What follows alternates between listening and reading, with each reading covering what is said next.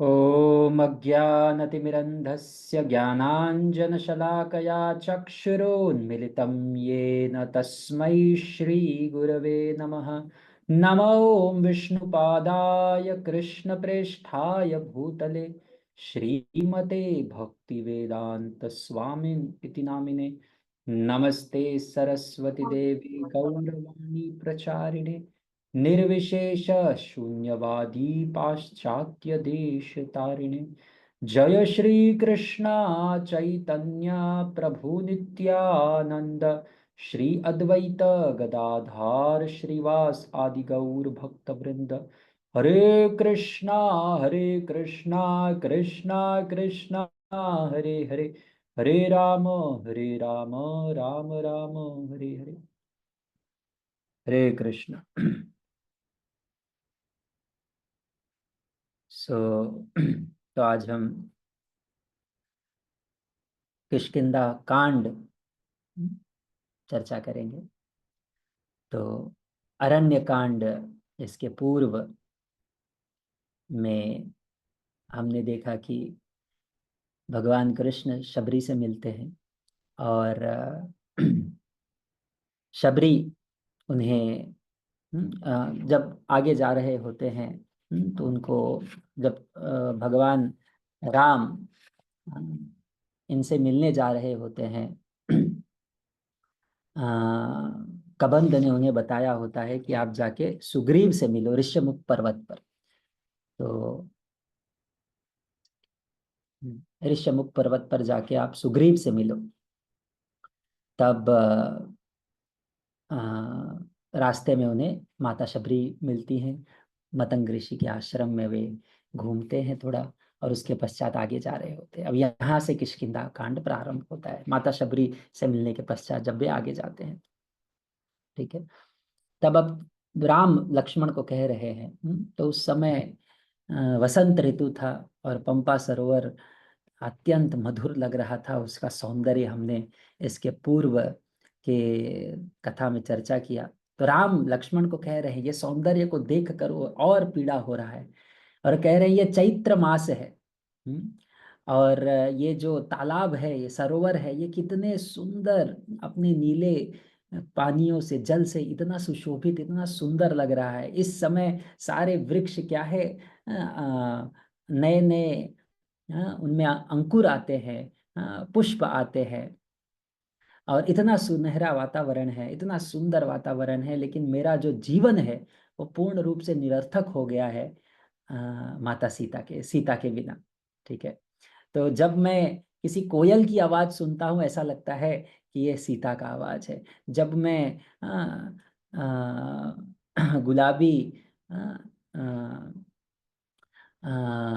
कमल के पुष्पों को देखता हूँ तब मुझे माता सीता की आंखें नजर आती हैं। इस सुंदर जब हवाओं को मैं स्पर्श करता हूँ, अनुभव करता हूँ, तो मुझे माता सीता के उस सुंदर सुगंधित श्वास का अनुभव होता है। तो ये सब बोल रहे हैं कि किस प्रकार से वे दुखी हैं। और फिर राम कहते हैं कि लक्ष्मण आप अयोध्या चले जाओ, ठीक है, और भरत जी को सेवा करो, मैं यहीं पर रह के अपने प्राण त्याग दूंगा। देखो, जैसे हमने पूर्व में चर्चा किया था कि इस समय राम जी माता सीता के प्रेम में मनुष्य के रूप में लीला कर रहे हैं और पूर्ण रूप से जो मनुष्य का भाव होता है। देखो, ये साधारण, अगर कोई साधारण व्यक्ति अपने बहुत ही अत्यंत जिससे प्रेम कर रहा हो, उससे उसका अगर साथ छूट जाए तो उसका क्या भाव होगा। वही इस समय प्रभु श्री रामचंद्र का है। ठीक है। तो लक्ष्मण जी अब राम को कुछ आशा देते हुए कहते हैं कि देखो, रावण जहां कहीं पे भी होगा, चाहे वो पाताल में हो, स्वर्गलोक में हो, चाहे समुद्र में हो, कहीं पे भी रहेगा, हम उसे निश्चित रूप से मारेंगे।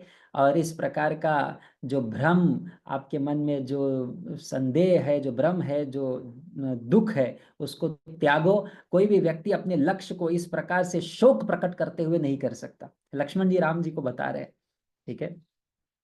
तो सीता को ढूंढने का अभी लक्ष्य बनाओ, ये शोक प्रकट करने का समय नहीं है। ये बहुत सारे इस समय, ये पूरा प्रसंग विशेष रूप से किष्किंधा कांड में ना ये प्रसंग बहुत आएगा। एक जन डिप्रेस होता है, दूसरे दिन दूसरा व्यक्ति उसको थोड़ा संभालता है, फिर वो डिप्रेस होता है, तीसरा व्यक्ति संभालता है। ये हम लोग कई बार देखेंगे। ठीक है, तो इस प्रकार से लक्ष्मण जी के बोलने के पश्चात राम जी डिप्रेशन से बाहर आते हैं। देखो, प्रभु श्री रामचंद्र डिप्रेशन में है, लक्ष्मण जी बाहर निकाल रहे हैं उनको। हाँ, और लक्ष्मण जी क्या करते हैं, ऋष्यमुख पर्वत के सीमा पर पहुंच जाते हैं। अब वहां से दूर से ही कौन उनको देखता है, सुग्रीव देखते हैं। अब सुग्रीव इतना डरे हुए रहते हैं वाली से कि कोई भी व्यक्ति आता है उनको लगता है सुग्रीव वाली का भेजा हुआ दूत आ रहा है।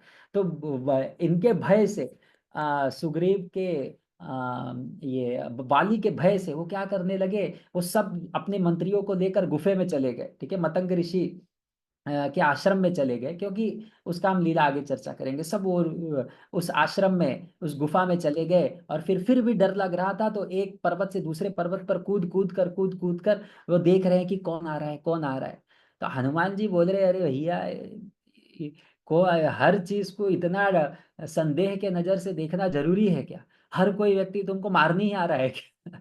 जब व्यक्ति अपना सुध खो जाता है ना, तो उसको हर एक व्यक्ति ऐसा लगता है कि उसी के ऊपर सोच रहा है, जो उसको कुछ काम नहीं, वो हमारे ऊपर ही सोच रहा है, ऐसे लगने लगता है। तो हनुमान जी कहते हैं, देखो भाई, तुम बंदर हो।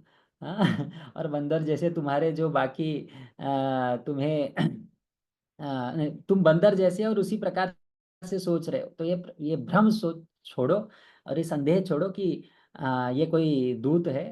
ये कुछ और भी हो सकता है, इसलिए शीघ्र इतना जल्दी निर्णय पे आया मत किया करो।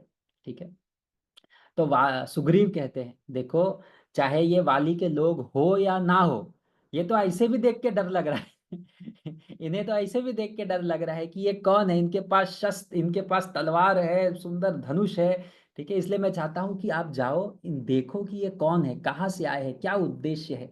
ठीक है, और उनके सामने जाके आप क्या करना, मेरा गुणगान करना। अगर शत्रु का गुणगान आपके सामने किया जाए ना, तो आप अपने मनोभाव को बहुत छुपा नहीं सकते। आप जिससे द्वेष कर रहे हो, जिसके प्रति द्वेष है, उसका आप गुणगान करो, तो आपका मनोभाव जो है बदल जाता है। और हनुमान जी चेहरे को पढ़ने में बहुत बुद्धिमान थे। ठीक है, तो चेहरे को पढ़ने में बहुत निपुण थे।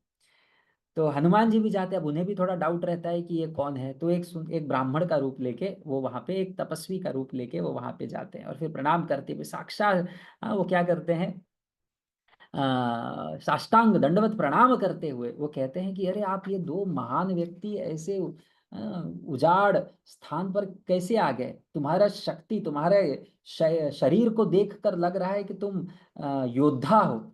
हाँ, लेकिन तुम तपस्वियों का कपड़ा पहने हुए हो। और फिर कहते हैं, मैं हनुमान हूँ, सुग्रीव का मंत्री हूँ। ठीक है, जिन्हें उनके श्रेष्ठ भ्राता ने क्या किया है, अपने राज्य से निकासित कर दिया है। और मैं कोई भी रूप धर सकता हूँ। सुग्रीव ने मुझे यहाँ पर भेजा है आपसे मित्रता करने के लिए। देखो, हनुमान जी सब समझ गए और पूरा स्पष्ट बता दिए। अब यहाँ पे पहली बार हनुमान जी राम का भेंट हो रहा है। ठीक है, अब ये बाकी रामायण में और विस्तार रूप से और रसिक रूप से बताया है, लेकिन राम जी जब हनुमान जी को देखते हैं, तो लक्ष्मण को कहते हैं कि ये हनुमान, ये जो मंत्री है सुग्रीव का, ये इनका शिष्टाचार देखो बोलने में। ठीक है, जब बोले हनुमान जी, तो उनके शब्द को वो बोल रहे हैं,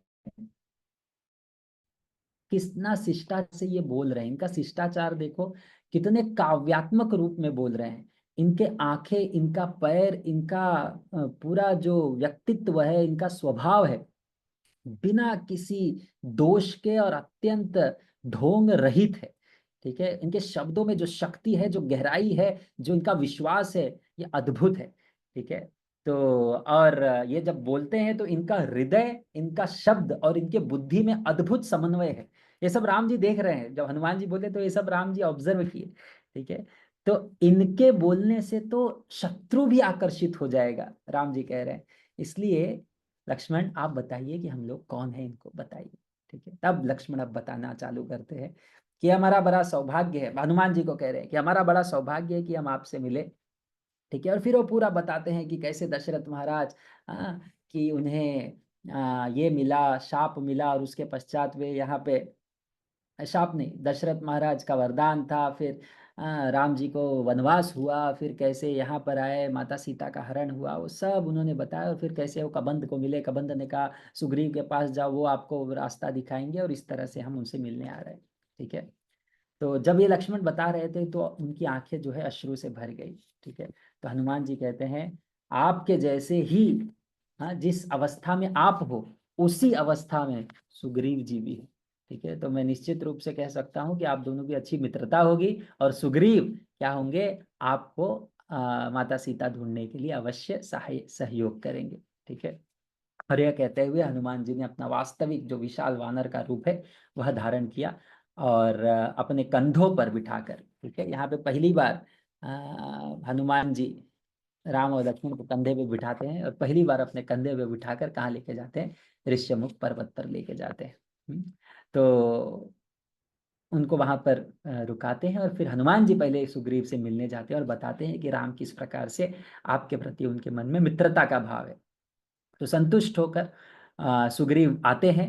हाँ, और फिर वो भी एक तपस्वी, एक ब्राह्मण के रूप में आते हैं। ठीक है। और राम और लक्ष्मण से मिलते हैं। ठीक है।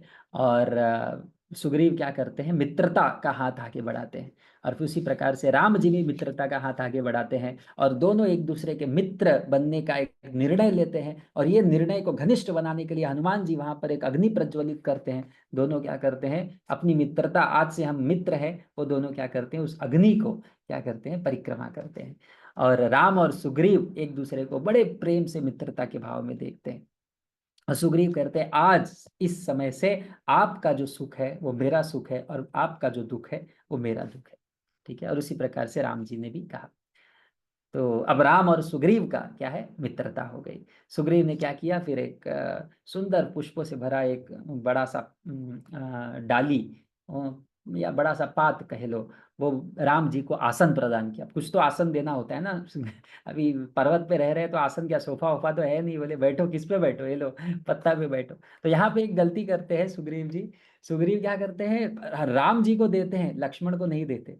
लेकिन हनुमान जी समझ जाते हैं, अरे भैया ये बड़ा गलती कर रहे हैं। तो उन्होंने क्या किया, उन्होंने पत्ता लेकर तुरंत लक्ष्मण जी को दिया। ठीक है। फिर वो दोनों वहां पर रुके। अब सुग्रीव बताने लगे कि मैं यहाँ पर डरा डरा सा रहता हूँ। ठीक है। और मेरे भाई के भय से। ठीक है। तो जब मेरे भाई ने मेरी पत्नी और राज्य को बलपूर्वक ले लिया है, ठीक है, तो यहाँ पे मैं डर के इस मातंग ऋषि के आश्रम में रहता हूँ। तो राम जी कहते हैं कि मित्रता यानी सेवा। ठीक है। ये मित्रता का असली फल क्या है, सेवा करना, एक दूसरे को आवश्यकता के समय सहयोग करना। ठीक है। ये मित्रता है। तो ये मेरा कर्तव्य है कि मैं वाली को निश्चित रूप से अंत करूंगा, और तुम्हें तुम्हारा राज्य और तुम्हारी पत्नी तुम्हें वापस दूंगा। तो सुग्रीव ने कहा मुझे हनुमान जी ने आपके बारे में सब बताया है, माता सीता के बारे में बताया कि किस प्रकार से जो लक्ष्मण जी ने हनुमान को बताया था वो सब सुग्रीव को हनुमान जी ने बताया था। इसलिए मैं निश्चित रूप से कहता हूँ माता सीता जहां पर भी लेकर गए होंगे मैं उन्हें ढूंढूंगा। और जब माता सीता यहाँ से जा रही थी तब उन्होंने बताया कि उन्होंने क्या किया, एक ऊपरी उत्तरी में क्या किया, थोड़ा सा गहने रख कर उन्होंने इस पर्वत पर फेंका था। जब जा रही थी माता सीता तो स्मरण है उन्होंने क्या किया था, ये फेंका था। तो राम जी ने कहा कि मुझे वो देखना है क्या है। और फिर क्या किए, सुग्रीव जहाँ पर वो रखे थे वो लेकर आए, और वो गहने को दिखाया और वस्त्र दिखाया। वो देखकर राम जी अत्यंत दयनीय भाव में जोर जोर से वो रोने लगे। ठीक है। और अपना सुध बुध खो बैठे। ठीक है। और फिर जब थोड़ा सा सुध उनको वापस आया, बोला हे लक्ष्मण, ये देख रहे हो, ये गहने देख रहे हो, ये वस्त्र देख रहे हो, ये माता सीता का है, क्या तुम इसे पहचानते हो। तो लक्ष्मण ने कहा कि देखो प्रभु श्री राम, अब देखो ये लक्ष्मण क्या क्या सेवा भाव है और क्या श्रेष्ठता है। उन्होंने कहा आज तक मैं कभी माता सीता को उनके चरणों के ऊपर नहीं देखा हूँ, पर मैं प्रतिदिन उनके चरणों को देखता था, और चरणों को देखता था तो मुझे केवल ये पायल जो है ये मुझे पता है कि ये माता सीता का है। क्या भाव है, देखो क्या चरित्र है। ये रामायण ये सिखाना चाहिए। बचपन से आज बच्चों को क्या सिखाया जाता है, सब प्रकार के अभद्र चलचित्र दिखाया जा रहा है।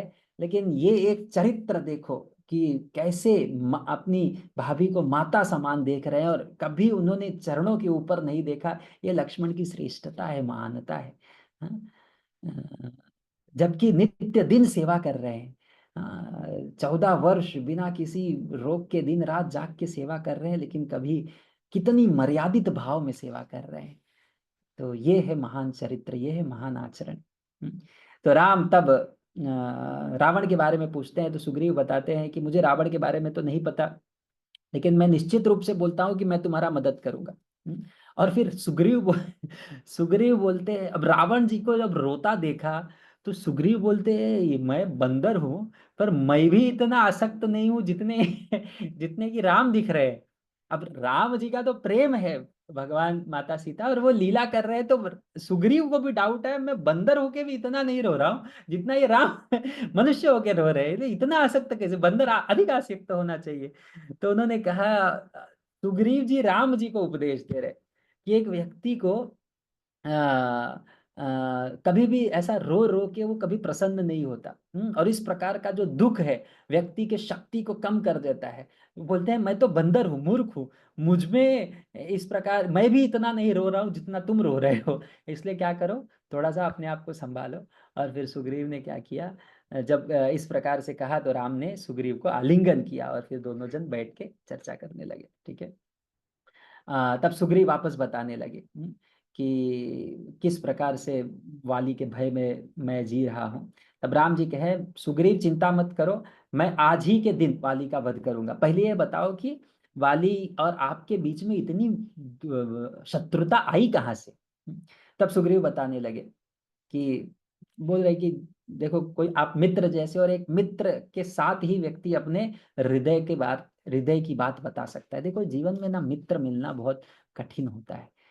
कोई सच्चा मित्र, इसलिए ना हमारे अच्छे मित्रों को संभाल के रखना बड़ा श्रेष्ठ बात होता है कि आप उनके और सबसे बड़ी बात क्या होता है कि कोई व्यक्ति अपने हृदय की बात आपको कहे, और जब वो आपको बताए तो आप उसे लेश मात्र भी, जब वो अपने दोषों को बता रहा है, अपनी कोई बात बता रहा है, तो आप उस कृत्य से उसको क्या कर रहे हो, जज नहीं कर रहे हो, कोई अनुमान नहीं लगा रहे हो। ये पूरा संसार क्या है, व्यक्ति सब बहुत सारी चीज हृदय में दबा के रखता है कि अगर मैं बताऊंगा कि मेरे साथ क्या चल रहा है तो लोग मुझे क्या करेंगे, जज करेंगे मुझे, मैं ऐसा हूं, मैं वैसा हूं, ऐसा लोग अनुमान लगाएंगे। तो इसलिए ना सर्वश्रेष्ठ के मित्रता निभानी चाहिए, सुख दुख में साथ रहना चाहिए। और यदि कोई व्यक्ति, किसी ने हम अपने हृदय की बात बताई है, तो इस प्रकार से इतनी संवेदनशीलता के साथ प्रेम पूर्वक सुनना चाहिए और उसे गोपनीय रखना चाहिए कि आपके ऊपर विश्वास हो, तभी हम दूसरे से आप ऐसा कर सकते हैं। ठीक है, बहुत महत्वपूर्ण। तब वाली सुग्रीव बताना चालू किए कि जब मेरे पिता की मृत्यु हुई तो वाली राजा बने। वो श्रेष्ठ थे, भ्राता, श्रेष्ठ भ्राता थे। और मैं उनकी सेवा में लग गया। तो अब वाली का शक्ति बता रहे हैं कि मायावी जो मैं दानव का पुत्र था, वह वाली का क्या था, शत्रु था। तो एक रात्रि जब सब लोग सो रहे थे, तब मायावी किष्किंधा आया और वाली को चुनौती दिया। तो वाली बाहर आया और उनके साथ युद्ध के लिए तैयार हो गया। तो इसे देखकर मायावी जो है वो भाग गया। ठीक है, और एक बहुत घने गुफा में जाकर वो छिप गया। तो हाँ, अब बाली ने कहा कि जब तक मैं उसे जाकर मारता नहीं हूँ, सुग्रीव को कहा कि गुफा का रक्षण करो। ठीक है, तो मायावी जब भाग गया, बहुत गहरा गुफा था, उसमें चला गया, तो वाली भी पीछे पीछे गया और सुग्रीव को कहा कि आप यहाँ दरवाजे पे रहो और इसको रक्षण करो। ठीक है। अ, अब तो 1 साल बीत गए। सुग्रीव जी बता रहे हैं कि 1 साल बीत गए और मैं वहां पे खड़े होकर प्रतीक्षा कर रहा हूँ, और कुछ मुझे समझ में नहीं आ रहा है कि मेरा भाई जीवित है नहीं है, क्या हुआ। और बाद में क्या देखा कि एक रक्त, झाग के साथ लगा हुआ रक्त बाहर आ रहा है उस गुफा से, और बहुत सारे दानवों की आवाज आ रही है। लेकिन मेरे भाई की आवाज कभी नहीं नहीं आ रही है। तो अंदर से क्या देख रहा, बहुत सारे दानवों की आवाज है, पर भाई की आवाज नहीं है। तो उन्होंने क्या निर्णय कर लिया कि वाली की मृत्यु हो गई। और उन्होंने क्या किया कि ये दानव वापस बाहर ना आ जाए, उन्होंने क्या किया, एक बड़ा सा पत्थर उस गुफे को लगा दिया। जब वे वापस आए तब सब लोगों ने क्या किया, उन्हें राजा बना दिया। और फिर सब लोग राजा, किसी को तो राजा बनाना है। वाली चले गए, 1 महीना 1 साल रुके, सोचो 1 साल रुके, लेकिन नहीं हुआ। तो अभी जाके किसी को तो राजा बनना है, तो जाके राजा बन गए। तो अचानक वो राजा बने थे तो वाली जी वापस आ गए। और बोले ये क्या, ये तो राज्य पे बैठा हुआ है। तो ये देखकर वाली अत्यंत क्रोधित हो गए और फिर बहुत अपशब्द कहने लगे। और फिर सारे प्रजा को बुलाकर उन्होंने कहा कि मैं मायावी के साथ युद्ध करने के लिए उस गुफा में था, और फिर मैं धरती के भीतर गया उसको ढूंढने के लिए, और मुझे 1 साल लगा उसको ढूंढने के लिए। अब सोचो वाली भी इतना ये था कि 1 साल ढूंढा कहाँ पे हो, और उसको मैंने मारा। और उसके सारे अब वाली का आवाज इसलिए नहीं आ रहा था कि वो युद्ध कर रहा था, बाकी सब चिल्ला रहे थे क्योंकि मार मार खा रहे थे। तो कहा कि मैंने सबको मारा और उनके जितने रिश्तेदार है सबको मारा, और उनके शरीर से जब खून बह रहा था तो पूरा ये गुफा भर गया। अब मुझे समझ में नहीं आ रहा था रास्ता कहाँ है कैसे, तो ढूंढ ढूंढ के मैं इसके द्वार पर आया तो देखा ये द्वार बंद है। और ये द्वार किसने बंद किया, सुग्रीव में। तो उसका ये प्लान था कि मुझे वहीं पे बंद करके मार के खुद राजा बनना चाहता है। ठीक है। तो यह देखकर सुग्रीव बड़ा भयभीत हो गया, बोला नहीं मुझे राजा नहीं बनना है, आपका राज्य आप ले लो। तो वाली ने क्या किया, सब कुछ ले लिया, सुग्रीव का पूरा राज्य ले लिया, उनकी पत्नी, हाँ, उनकी पत्नी को भी उन्होंने वापस अपनी पत्नी के रूप में, उनके पत्नी को भी उन्होंने स्वीकार कर लिया। ठीक है। रुमा नाम था उनका। और मुझे किष्किंधा से बाहर निकाल दिया, केवल एक वस्त्र छोड़ के बोले कि आप वापस जाओ। अब तब से मैं इस पर्वत पे रह रहा हूँ, अपने कुछ मित्रों के साथ इस पर्वत पे रह रहा हूँ। ठीक है। तो राम के पूरा सुन लिए जब कर स्टोरी, तो कहे कि रा सुग्रीव आप चिंता मत करो। ठीक है। मैं तुम्हें निश्चित रूप से तुम्हारा राज्य और तुम्हारी पत्नी वापस लौटाने में सहयोग करूंगा। तो सुग्रीव राम जी का आश्वासन सुने, पर आप देखो वाली का शक्ति तो जानते हैं, किसको किसको मारे हैं क्या क्या किए हैं, तो उनके मन में थोड़ा डाउट आया। हाँ, तो थोड़ा सा वाली के शक्ति को बताने के लिए वो और वर्णन कर रहे हैं। सुग्रीव बता रहे हैं कि पहले एक राक्षस था जिसका नाम था दुंदुभी। हाँ, अब राम जी को पूछे बिना बता रहे हैं कि एक राक्षस था जिसका नाम था दुंदुभी। वो बैल नहीं, भैंसा, हाँ, भैंसे के रूप में वो पूरे पृथ्वी पर घूमता था कि मुझसे कोई युद्ध करो, मुझसे शक्तिशाली कौन है। तो दुंदुभी गया किसके पास, सागर के पास, कि मुझसे युद्ध करो। सागर बोला भैया मेरे पास इतना शक्ति नहीं है, आप क्या करो हिमवान के पास जाओ, वहां पर उनके साथ युद्ध करो। वो हिमवान जो शिव जी के माता पार्वती के पिता हैं, हिमवान पर्वतों के राजा, तो उनके पास जाओ। वो गए तो उनके चट्टानों को चीरने लगे।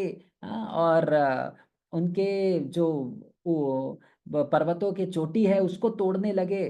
तो हिमवान बाहर आए, बोले देखो भैया हमारा जो क्षेत्र है यहाँ पे सब साधु संत रहते हैं, अपना ध्यान करते हैं, क्यों फालतू में हमको परेशान कर रहे हो, जाओ आपको युद्ध करना है वाली के पास जाओ।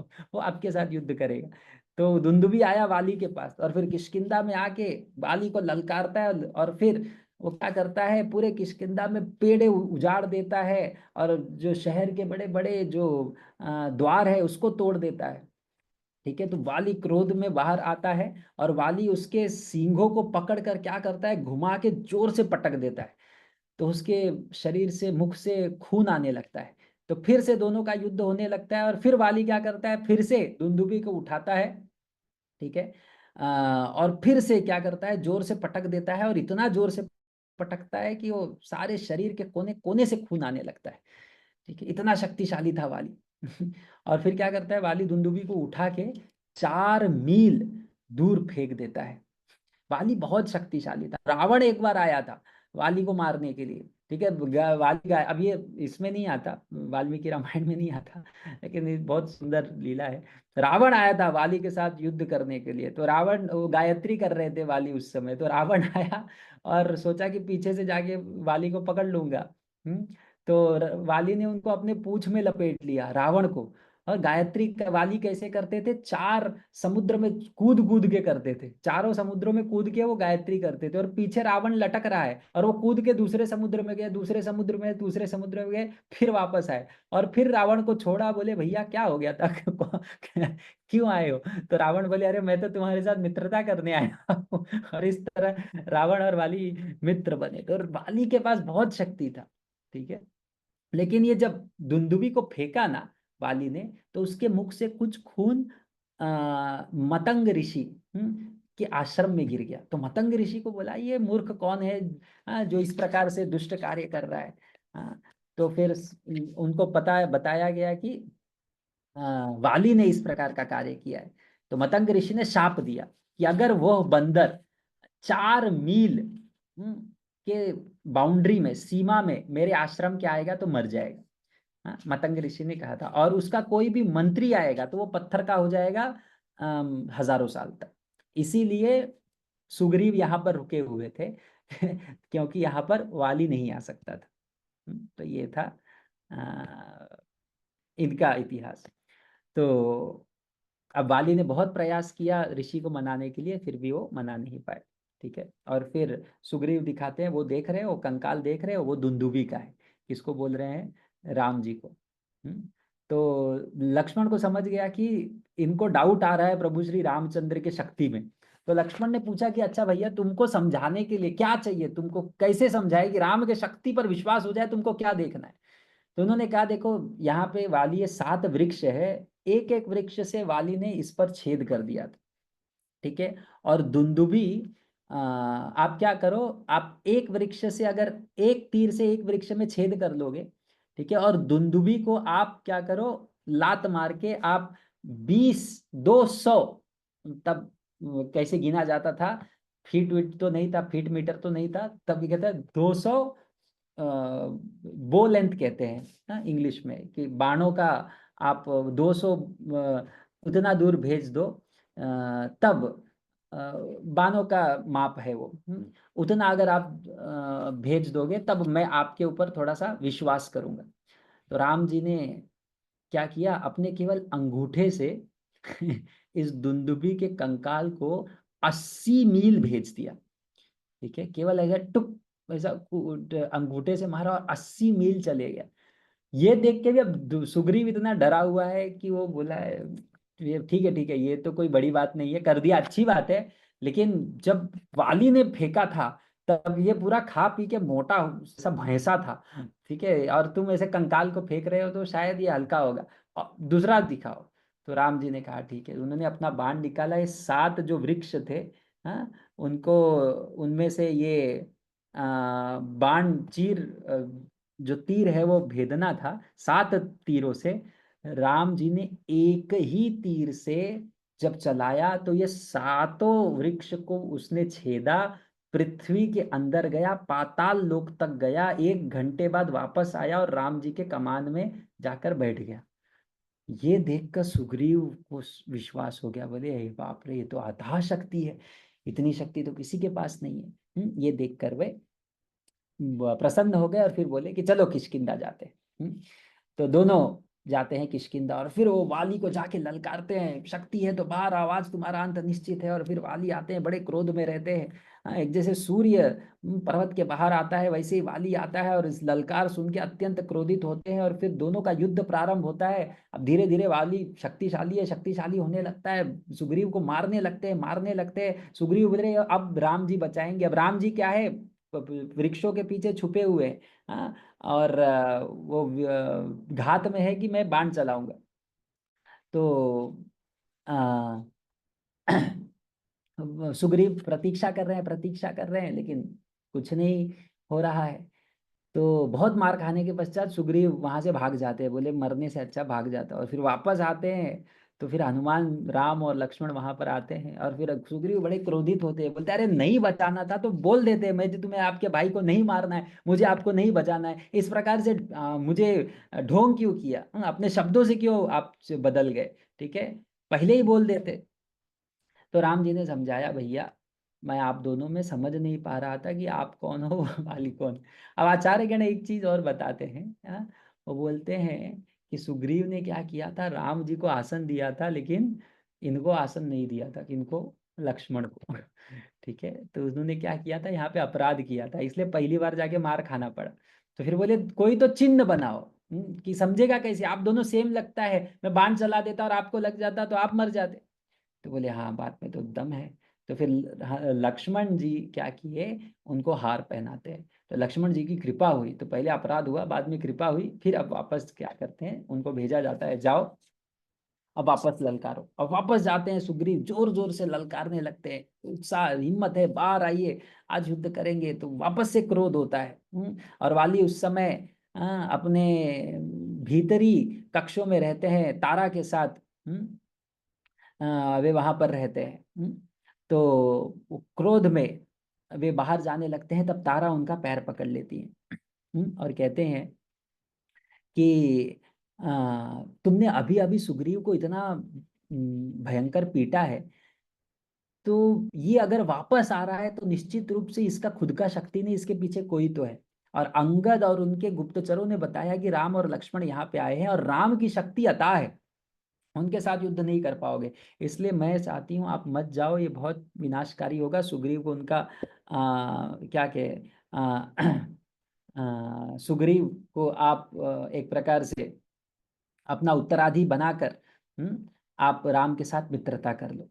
हम्म, तो वाली ने कहा कि मैं इस प्रकार की उद्दंडता जो सुग्रीव ललकार रहा है इसको सहन नहीं कर सकता। और जहां तक राम की बात है, तो मैंने राम का कुछ बिगाड़ा नहीं है, मैंने राम का कुछ नुकसान नहीं किया है। राम एक शक्तिशाली क्षत्रिय है, बहुत सुना है उनके बारे में। जब मेरे साथ उनकी शत्रुता है ही नहीं, जब मैंने उनका कुछ किया ही नहीं, तो वो भला मेरे पर प्रहार क्यों करेंगे, स्वाभाविक है। और गए वो युद्ध करने के लिए, और युद्ध करने के लिए धीरे धीरे सुग्रीव के साथ युद्ध कर रहे थे, और धीरे धीरे मार खा के फिर समय आ गया, वो क्या कर रहे थे, कमजोर होने लगे। और अंततः अ, राम जी ने क्या किया, तीर चलाया जो कि एकदम बिजली के जैसे वो गया, और वाली को लगा, और वाली धरती पर गिर गया, एक ही तीर से वाली धरती पर गिर गया। ठीक है, लेकिन फिर भी उनको इंद्र द्वारा दिया हुआ एक सोने का चेन था, जिसके कारण उनके शक्ति बहुत थी उनमें, और वे मुरझाते नहीं थे कभी। तो इसलिए अभी भी जीवित थे, तीर मिलने के पश्चात भी वो जीवित थे। तो राम लक्ष्मण बाहर आते हैं, जैसे ही राम लक्ष्मण को देखते हैं, अब वाली क्या करते हैं, प्रश्न पूछते हैं। देखो ये बहुत बहुत सारे लोगों के मन में ये प्रश्न रहता है, कि अरे राम जी ने छुप के क्यों वार किया, राम जी ने पीछे से क्यों वार किया, राम जी ने ऐसा क्यों किया, वैसा क्यों किया। तो सब प्रश्न वाली खुद ही पूछते हैं कि तुम अधर्मी हो, तुम धर्म का ढोंग कर रहे हो। मैंने तो तुम्हारे बारे में बहुत सुना है कि तुम करुणा से भरे हुए हो, लेकिन तुम क्या हो, अधर्मी और पापी हो। जैसे कुआं जो है किसी घास से छिपा हुआ है, केवल बाहर आप धर्म का ढोंग कर रहे हो। हाँ, तो आज लेकिन ये आपका अधर्मी कृत्य, ये पापी कृत्य आपके हृदय को दर्शाता है। मैं सुग्रीव के साथ युद्ध कर रहा था, क्योंकि मैं सुग्रीव के साथ युद्ध करने आया क्योंकि मुझे पता था कि तुम मुझ पे आक्रमण नहीं करोगे, लेकिन मैं गलत था। कि ये कैसे हो सकता है, कि कोई एक योद्धा किसी दूसरे व्यक्ति को उस समय प्रहार करे जब वो दूसरे के साथ युद्ध कर रहा हो। मैंने आपके राज्य में कभी आक्रमण नहीं किया, ना ही मैंने आपको किसी प्रकार का कोई हानि पहुंचाया है। और उसमें भी आपने क्या किया, मुझ पर पीछे से वार किया, आप आगे से आगे वार करते। तब आप मुझे हरा नहीं पाते। तो आप इस कृत्य को कैसे आप समझाओगे, आप उसका उत्तर दीजिए। ऐसे सारे प्रश्न जो उनके मन में था, जो साधारण लोगों के मन में होता है, सब बाली ने स्वयं पूछा। ठीक है, अब देखो एक यहाँ पे, अब सीधा तो इसमें नहीं वर्णन आता है, लेकिन वाली को ये वरदान था कि भाई उनके साथ जो भी युद्ध करेगा, वह उसकी आधी शक्ति सामने वाले व्यक्ति में चली जाएगी। उनका शक्ति बढ़ जाएगा। तो ये तो एक कारण है। दूसरा कारण है, राम जी बताते हैं, जो जो यहाँ पर रामायण में राम जी बता रहे हैं, कि देखो ये पूरा जो क्षेत्र है, पहले तो कहते हैं कि तुम जिस प्रकार से लांछन लगा रहे हो तुम, कदाचित जो सभ्यता है उसे भूल गए हो। और स्वाभाविक है, बंदर जो होते हैं स्वाभाविक रूप से चंचल होते हैं। मन अनियंत्रित होता है। तुम्हारे जो तुम्हें उपदेश देने वाले हैं, जो भी तुम्हारे तुम्हारे जो सलाहकार है, वे भी सब बंदर ही हैं। अब राम जी उत्तर देते हैं कि ये जो पूरा पृथ्वी है, ये इक्ष्वाकु कुल के अधीन आता है, रघुकुल के अधीन आता है। तो रघुकुल के राजाओं को ये पूरा अधिकार है कि यदि उनके पूरे राज्य में कोई भी गलत करे तो उसे दंड देने का अधिकार है। तो मैं दशरथ महाराज के प्रतिनिधि हूँ। ये पहला कारण देते हैं। ठीक है। अब मेरे पास अधिक दंड देने का अधिकार है। ठीक है, ये पहला कारण। दूसरा, आपका गलती क्या है कि तुमने अपने भाई को राज्य से निकाल दिया और उनके पत्नी को जबरदस्ती हथियाया है, तो इसका दंड आपको मिलेगा। ठीक है, और इसका दंड क्या होता है? उसके पत्नी का नाम रूमा था, और उसका दंड क्या रहता है? कोई भी व्यक्ति अपने पुत्री के साथ, अपने बहू के साथ, अपनी बहन के साथ, या अपने छोटे भाई की बहन के साथ, छोटे भाई की पत्नी के साथ यदि व्यक्ति किसी प्रकार से संबंध बनाता है, तो इस व्यक्ति का केवल एक ही दंड होता है, वो मृत्यु दंड। ये भी राम जी ने समझाया। ठीक है, ये आपकी, मेरा अधिकार क्या है, आपकी गलती क्या है। हाँ, तो मैं क्यों आपको मार सकता हूं और आपको क्यों मारना चाहिए, राम जी ने समझा दिया। अब तीसरा प्रश्न है कि छुप के क्यों मारा? तो बोले देखो भैया, हम क्षत्रिय हैं, और हम वन में जब शिकार करने जाते हैं तो जानवरों को हम लोग इसी प्रकार से मारते हैं, और आप एक जानवर हो, आप एक बंदर हो, तो इस प्रकार से मेरा मारना आपको किसी भी प्रकार से अधर्म नहीं। ठीक है, तो ये भी एक कारण है। तो राम जी ने लॉजिकली सब कारण बताया, और फिर निश्चित रूप से अगर कोई कहे कि भैया अरे, अब देखो भगवान ही विष्णु है, कोई भी वरदान मिलता है वो भगवान की कृपा से ही वो फलित होता है। हाँ, तो अगर कोई व्यक्ति बोले कि अरे वाली को वरदान था, कि कोई व्यक्ति आएगा सामने तो उसकी शक्ति मिल जाएगी। अब राम जी की शक्ति अगर उनको मिल जाए तो राम जी कैसे युद्ध कर सकते हैं? अगर उनको परास्त कर दिए तो बोलेंगे अरे, राम जी की जो शाप, जो वरदान है उसका कोई फल नहीं। और अगर राम जी हार जाए तो बोले अरे, राम जी हार गए। ऐसे ऐसे लोग सोचते हैं। जैसे एक एक व्यक्ति श्रील प्रभुपाद जी को पूछता है, ये व्यक्ति, अगर भगवान ऐसे पत्थर को बना सकते हैं क्या जिससे वो खुद नहीं उठा सकते? तो प्रभुपाद जी बोले हाँ, बना सकते हैं। तो फिर बोले वो उठा नहीं सकते? बोले नहीं, इच्छा हुआ तो उठा लेंगे। ठीक है, तो देखो ये एक ऐसी अलग विचारधारा है। तो भगवान वही करते हैं जो उपयुक्त होता है, जो जरूरी होता है। अब वाली जब इस प्रकार से सुनते हैं, अब देखो सबसे बड़ा जो क्या बोलते हैं, विश्वास है, वो वाली के शब्दों से है। वाली बिल्कुल समझ गए प्रभु श्री रामचंद्र सही कह रहे हैं। ठीक है, लोग संदेह करते थे। वाली बिल्कुल एकदम कन्विंस हो गए, और वाली कहते हैं कि वास्तव में जो भी आपने कहा बिल्कुल सत्य कहा है। मैंने अहंकार में आपका अपमान करना चाहा, क्योंकि मैं बहुत अहंकार में था, और आपके अपने गलतियों के, अपने पापों के प्रति क्या है, मुझे ज्ञान नहीं था। तो अब राम जी से बड़े नम्रता से, हम्म, तो राम जी को कह रहे हैं कि कृपया करके मेरे पुत्र अंगद का रक्षण प्रदान करो, जो तारा से उत्पन्न हुआ है। ठीक है, और मेरे कठोर शब्दों को कृपया करके क्षमा करो, जो अज्ञानतावश था। हम्म, तो राम जी ने वाली को कहा निश्चित रूप से मैं अंगद का रक्षण करूंगा। देखो बड़े प्रेम से वाली ने क्षमा मांगा, और राम जी ने उनके पुत्र को स्वीकार किया, उन्हें क्षमा भी कर दिया। तो तारा वहां पर आती है दौड़ते दौड़ते, अपने मंत्रियों के साथ, और अब सब वानर ही रहते हैं। तो तारा जब वहां पे आती है मंत्रियों के साथ, तो सब आते रहते हैं, लेकिन दूर से देखते हैं राम है। राम लक्ष्मण को देख के डर जाते हैं, वापस भाग जाते हैं मंत्री। तो तारा उनको रुकाने का कोशिश करती है। तो सब मंत्री कहते हैं अरे, वाली को देखने मत जाओ, वहां पर वो है, तुम भी अंदर आ जाओ, चुपचाप अंगद को राजा बनाओ। ठीक है, और किष्किंधा के जो ये है क्षेत्र के अंदर आ जाओ, उस गुफा के अंदर आ जाओ, और अंगद को राजा बनाओ। ओके। तो तारा ने कहा देखो, मुझे अब राज्य की कोई इच्छा नहीं, जब मेरे पति इस अवस्था में है। अब वो जोर जोर से रोने लगती है, और अपने पति को आलिंगन करके बहुत जोर जोर से रो रही है।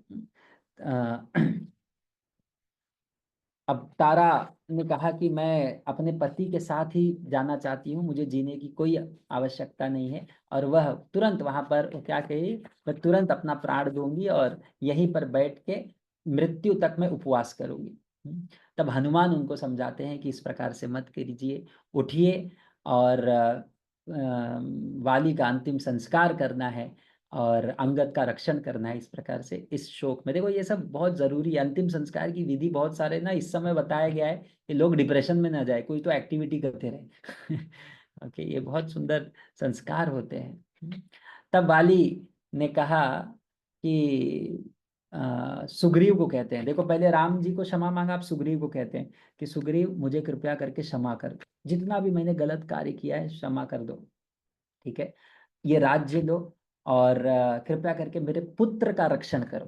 तो वाली को बार बार ये बोल रहे थे कि मेरे पुत्र के प्रति कोई ये मत करा,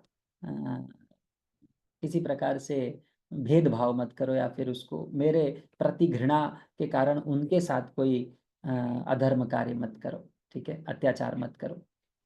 और अंगद, सुग्रीव को कहते हैं अंगद सदा तुम्हारी सेवा करेगा। तब वाली ने क्या किया, कुछ सुंदर जो इंद्र के द्वारा दिया हुआ वो सोने का जो चेन है वह सुग्रीव को देते हैं। और फिर जाने के पहले अपने पुत्र को बुलाते हैं और कहते हैं कि सदा सुग्रीव की सेवा करो। हाँ, और कोई भी जब इस संसार के सुख दुख को बहुत बुद्धिमानी से समझो, क्या सही है क्या गलत है उसको समझो, उसको स्वीकार करो। समभाव से, ये अच्छा है ये बुरा है ऐसा नहीं, अपनी बुद्धि लगाओ। और बहुत ज्यादा आसक्त या बहुत ज्यादा घृणा, ये दोनों से बचो, दोनों पतन का कारण है।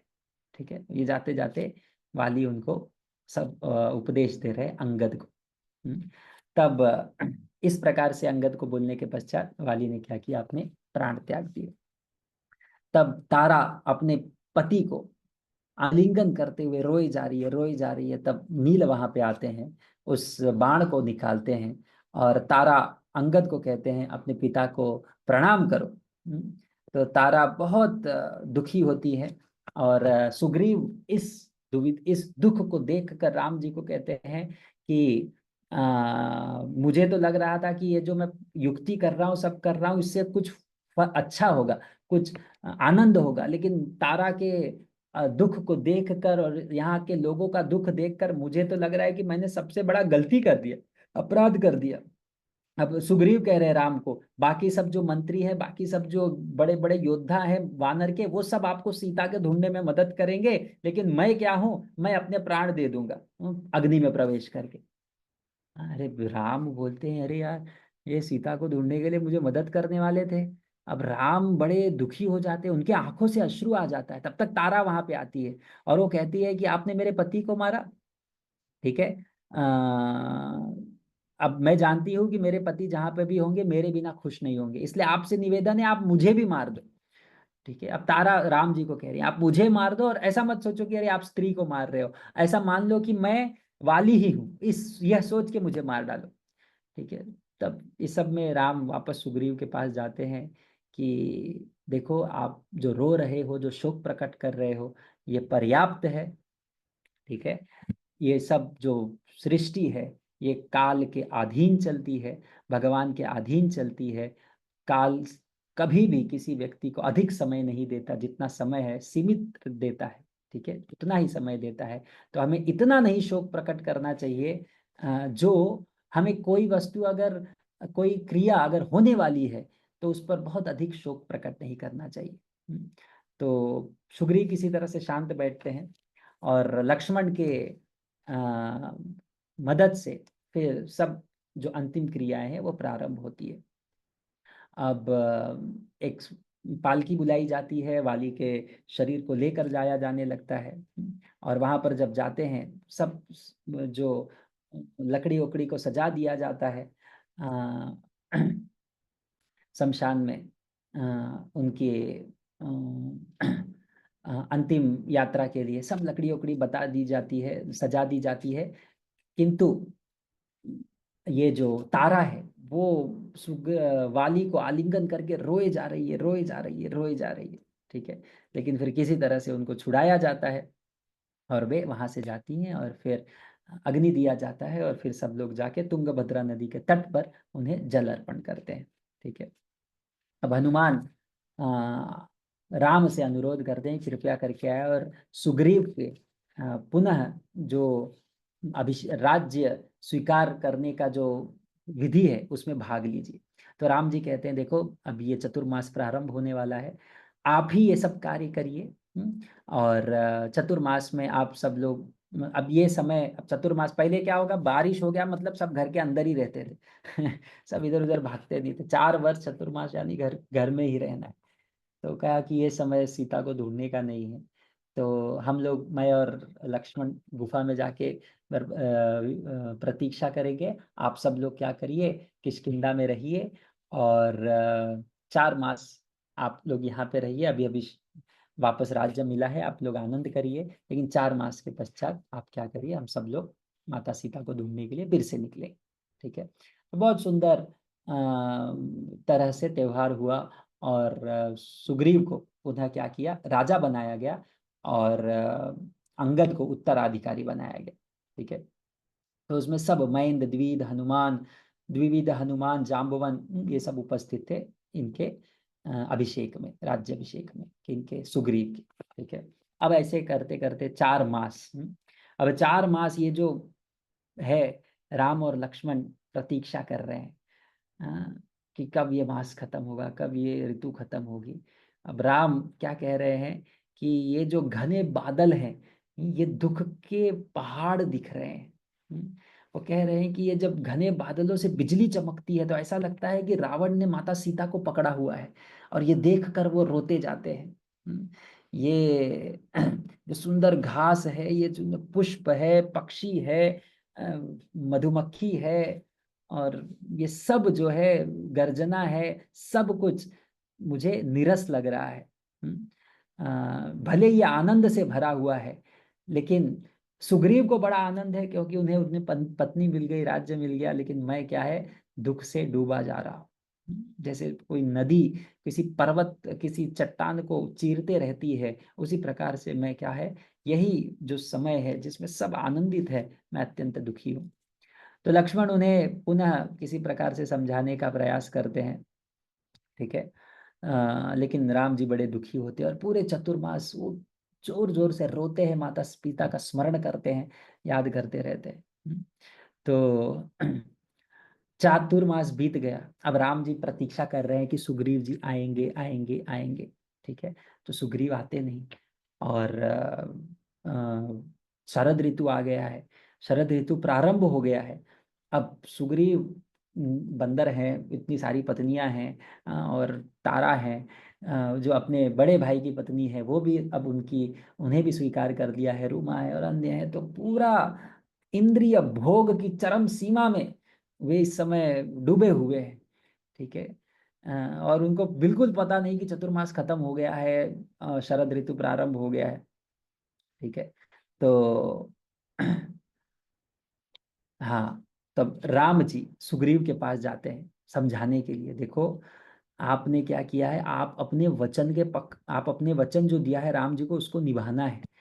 आपके सम्मान के लिए राम जी आ नहीं रहे। ठीक है। लेकिन तुम्हें हमेशा याद रखना है कि राम जी की कृपा से ही तुम्हें यह राज्य प्राप्त हुआ है। तब इस प्रकार से जब हनुमान जी समझाते हैं उनको, उनको अच्छे से समझाते हैं, तो सुग्रीव को समझ जाता है हाँ कुछ तो है। तो वो कहते हैं आ,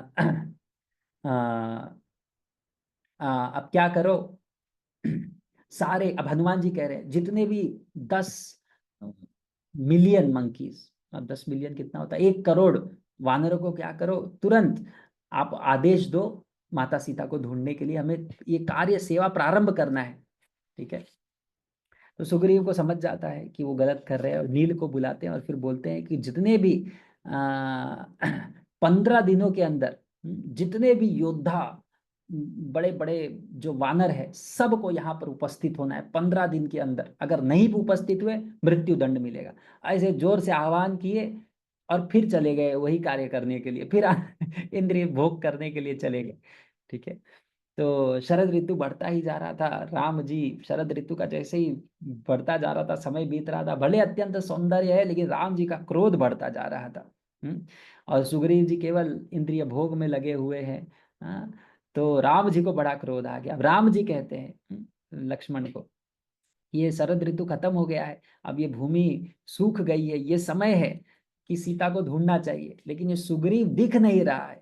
तो फिर कहते हैं लक्ष्मण तुम किष्किंधा जाओ, ठीक है, और सुग्रीव को मेरा नाम लेते हुए बोलो कि हे वानर राज, जो इस प्रकार से अकृतज्ञ होता है, सबसे बड़ा अधर्मी होता है, ठीक है, मैं बहुत आश्चर्यचकित हूं कि अभी तुम्हें राम के शक्तियों से डर नहीं लगा, जिन्होंने अभी अभी वाली को मारा है, तुम्हें अभी उनसे उनसे डर नहीं लग रहा है।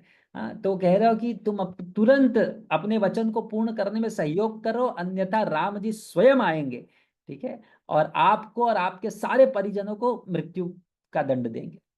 अब देखो स्वाभाविक जनरली राम लक्ष्मण क्रोधित होते हैं और राम समझाते हैं, ठीक है, यहाँ पे राम क्रोधित हो गए और लक्ष्मण को बोल रहे तुम जाओ। राम लक्ष्मण बोले ये तो मतलब ये तो बहुत अच्छी बात बताई आपने। तो उन्होंने कहा कि समझाना उमझाना क्या, मैं जाऊंगा, थोड़ा भी इधर उधर करेगा मार ही डालूंगा, मैं जाता हूँ। तो राम जी ने कहा अरे रुको रुको रुको, उतना ही डराओ जितने वो समझ जाए, मारने की जरूरत नहीं, ठीक है। मैं समझ जाऊंगा कि अगर इतना आप बोलोगे तो वो समझ जाएंगे, ठीक है। तो बहुत क्रोध में, अब देखो लक्ष्मण जी अत्यंत क्रोधित है और राम जी ने भेजा है, तो उनका क्रोध अब चरम सीमा पे है। क्रोध में वो आ रहे हैं किष्किंधा। जब वो आ रहे हैं, रास्ते में जो वृक्ष है, बड़े बड़े कोई भी चट्टान है, उसको तोड़ते हुए चीरते हुए वो आ रहे हैं, ठीक है। बहुत सारे जो वानर लक्ष्मण को देखते हैं, उनको लगता है आक्रमण करने आ रहे हैं, वो तो अपना ये सब ले लेते हैं, वृक्ष वृक्ष ले लेते हैं, चट्टानों के चोटियों को तोड़कर तैयार हो जाता है। ये देखकर लक्ष्मण और क्रोधित हो जाते हैं। तो ये क्रोध देखकर वो सब बंदर भाग जाते हैं, वानर भाग जाते हैं। तो ये क्रोध देखकर सुग्रीव के जो मंत्री है वो भयभीत हो जाते हैं। और फिर वो सब लोग क्या जाते हैं, वे और सुग्रीव पूरा इस समय डूबा हुआ है अपने काम वासना में, अपने पत्नियों के साथ। तो सारे मंत्री बार बार उनको जाके समझाते हैं किसी तरह से, ठीक है, और मंत्री लोग बोलते भी कि अपने शस्त्र वस्त्र लेके सब तैयार हो जाओ।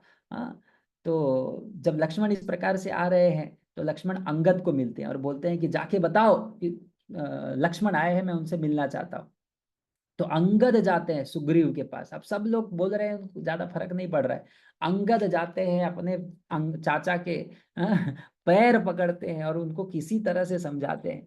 अब वो दारू पी के, मदिरा पी के वो अपने दुनिया में है। अब अंगद जाके समझाते हैं, फिर बहुत सारे वानर आके उनके कान के पास जोर जोर से चिल्लाते हैं, उत्पात मचाते हैं, तब जाके क्या होता है, सुग्रीव उठते हैं।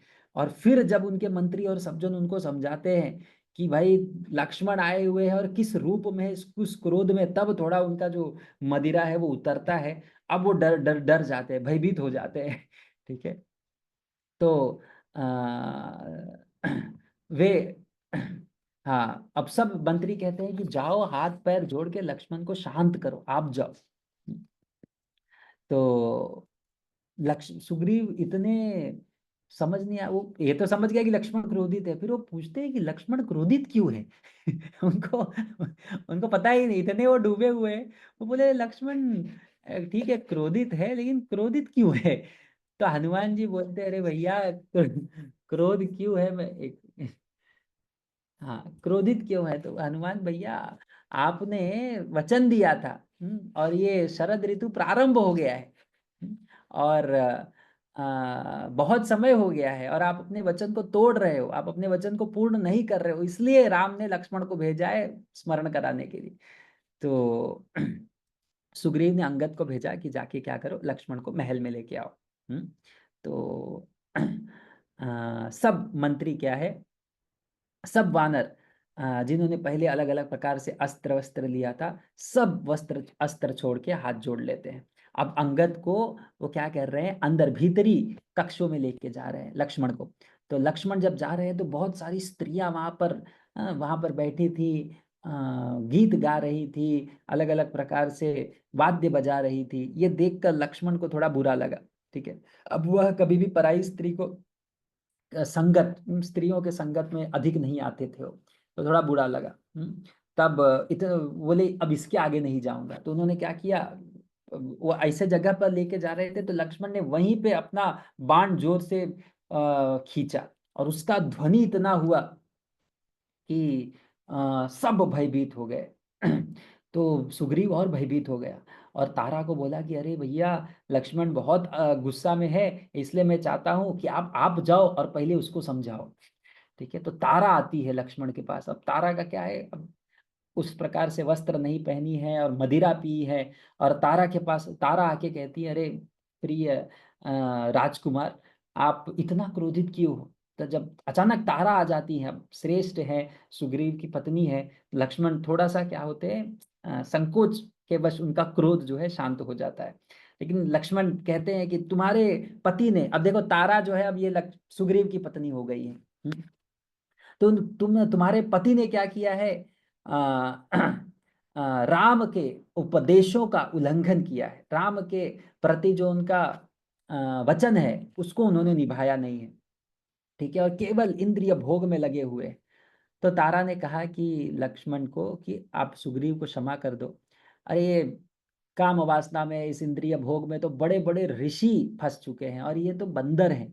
ठीक है, तो इस प्रकार से मत सोचो। लेकिन वे अपने वचन को भूले नहीं है, उन्होंने पहले ही आदेश दे दिया है सारे वानरों को यहाँ पे आने के लिए, वो आते ही होंगे।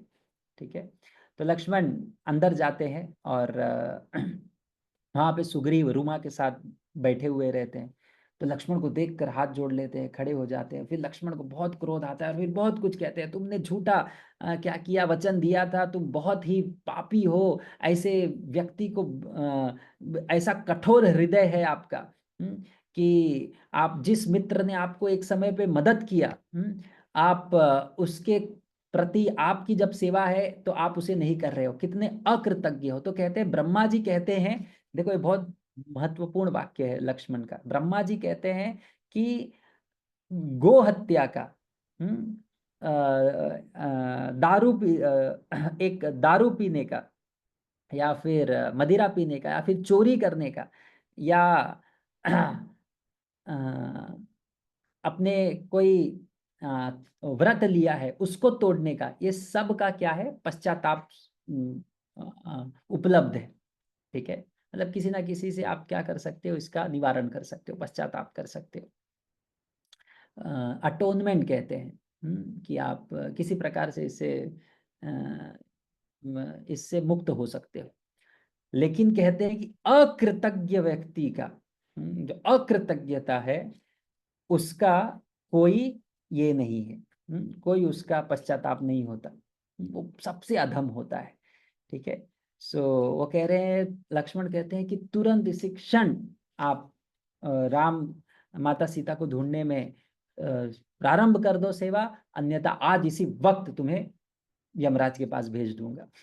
तो जब इतना ऐसे बोलते हैं, तो तारा जो है वो तुरंत आगे आके बोलती है कि अरे नहीं नहीं, ऐसा नहीं है, सुग्रीव झूठ नहीं बोल रहे हैं, अकृतज्ञ नहीं है, केवल उनका एक गलती है कि उनका समय का आभास नहीं हुआ, वो इंद्रिय भोग में इतना चले गए कि उनका समय का आभास नहीं हुआ। उन्होंने पहले ही सारे वानरों को, वापस बोलती है तारा, सारे वानरों को आदेश दे दिया है, 15 दिन का समय भी दिया है, और शीघ्र ही सब लोग आते ही होंगे, हजारों के मात्रा में वानर, भालू और लंगूर सब आते ही होंगे किष्किंधा में। ठीक है, तो ये सुन के लक्ष्मण जी थोड़ा शांत हुए। ठीक है, और सुग्रीव अपने हार को जो पहने हुए थे उसको छोड़ देते हैं, और लक्ष्मण को कहते हैं, मैं, राम जी ने जो मेरे ऊपर कृपा किया है मैं उसे कभी नहीं भूल सकता, और निश्चित रूप से उनकी मैं सेवा करूंगा, और जो भी वो आदेश दिए हैं देंगे वो मैं करूंगा। मेरा एक गलती है, मैं समय का आभास नहीं रख पाया, मैं हृदय से क्षमा मांगता हूँ, मैं अपनी गलती स्वीकार करता हूँ। देखो ये एक महानता हो, देखो ऐसे भी हो, लेकिन अपनी गलती स्वीकार करना है बड़ी बात है। तो मैं गलती स्वीकार करता हूँ और मुझे क्षमा कर दीजिए। ये सुन के लक्ष्मण जी बोलते हैं कि कृपया करके, मुझे बहुत क्रोध आ गया, इसलिए मुझे क्षमा करो, लेकिन आप क्या करो, शीघ्र ही रामचंद्र जी के पास जाके मिलो, आपके इस भाव को देखकर वो बड़े प्रसन्न होंगे। तो देखो लक्ष्मण जी क्रोधित है, लेकिन केवल एक उद्देश्य, राम की प्रसन्नता के लिए, बाकी उनको कुछ लेना देना नहीं। कई बार व्यक्ति नाम दूसरे का रहता है, लेकिन क्रोध उनके अहंकार और उनके लोभ के वजह से होता है। तो सुग्रीव अब हनुमान को कहते हैं कि सारे वानरों को, हिमालय, महेंद्र, मंदार, कैलाश पर्वत से सारे वानरों को बुलाओ, और सबको, जो इस समय सब लोग अपने अपने सोए होंगे, अब शरद ऋतु प्रारंभ होगा, सबको जगाया जाए और तुरंत सब लोग को यहाँ बुलाया जाए 10 दिन के अंदर, अन्यथा, अब देखो ये एक ही भाषा है, वानर लोग सुनते हैं कि अगर नहीं आए तो मृत्यु प्राप्त होगी। ठीक है, तब वो डर के सब लोग आएंगे। तो पहले भी कहते 15 दिन में नहीं आए मार दिया जाएगा, ये नहीं आए मार दिया जाए, ये सुग्रीव का काम करने का तरीका है, टाइम पे नहीं आए मार दिया जाए। तो सब वानर दौड़ के आते। ठीक है, तो हनुमान जी ने तुरंत सभी ये वानर के जो श्रेष्ठ नेताएं हैं उनको ये सेवा दिया कि सबको जाके बुला के लाओ। ठीक है, और उसी समय कुछ ही घंटों में लाखों लाखों लाखों वानर, भालू, लंगूर सब लोग वहां पर उपस्थित होने लगे। लक्ष्मण बड़े देख के प्रसन्न हुए और वे सुग्रीव को कहा कि जाइए आप राम जी से मिलिए। ठीक है, और जब लक्ष्मण, सुग्रीव और इतने सारे जो वानर एकत्रित हुए, ये देखकर राम जी बड़े प्रसन्न हुए। और फिर सुग्रीव जाते हैं राम जी के चरणों में, साष्टांग प्रणाम करते हैं, दंडवत करते हैं, क्षमा मांगते हुए। राम जी उनको उठाते हैं, स्वीकार करते हैं, आलिंगन करते हैं, और फिर राम जी उनको कहते हैं, एक उपदेश देते हैं कि राजा को हमेशा पता होना चाहिए धर्म, अर्थ और काम का समय क्या है।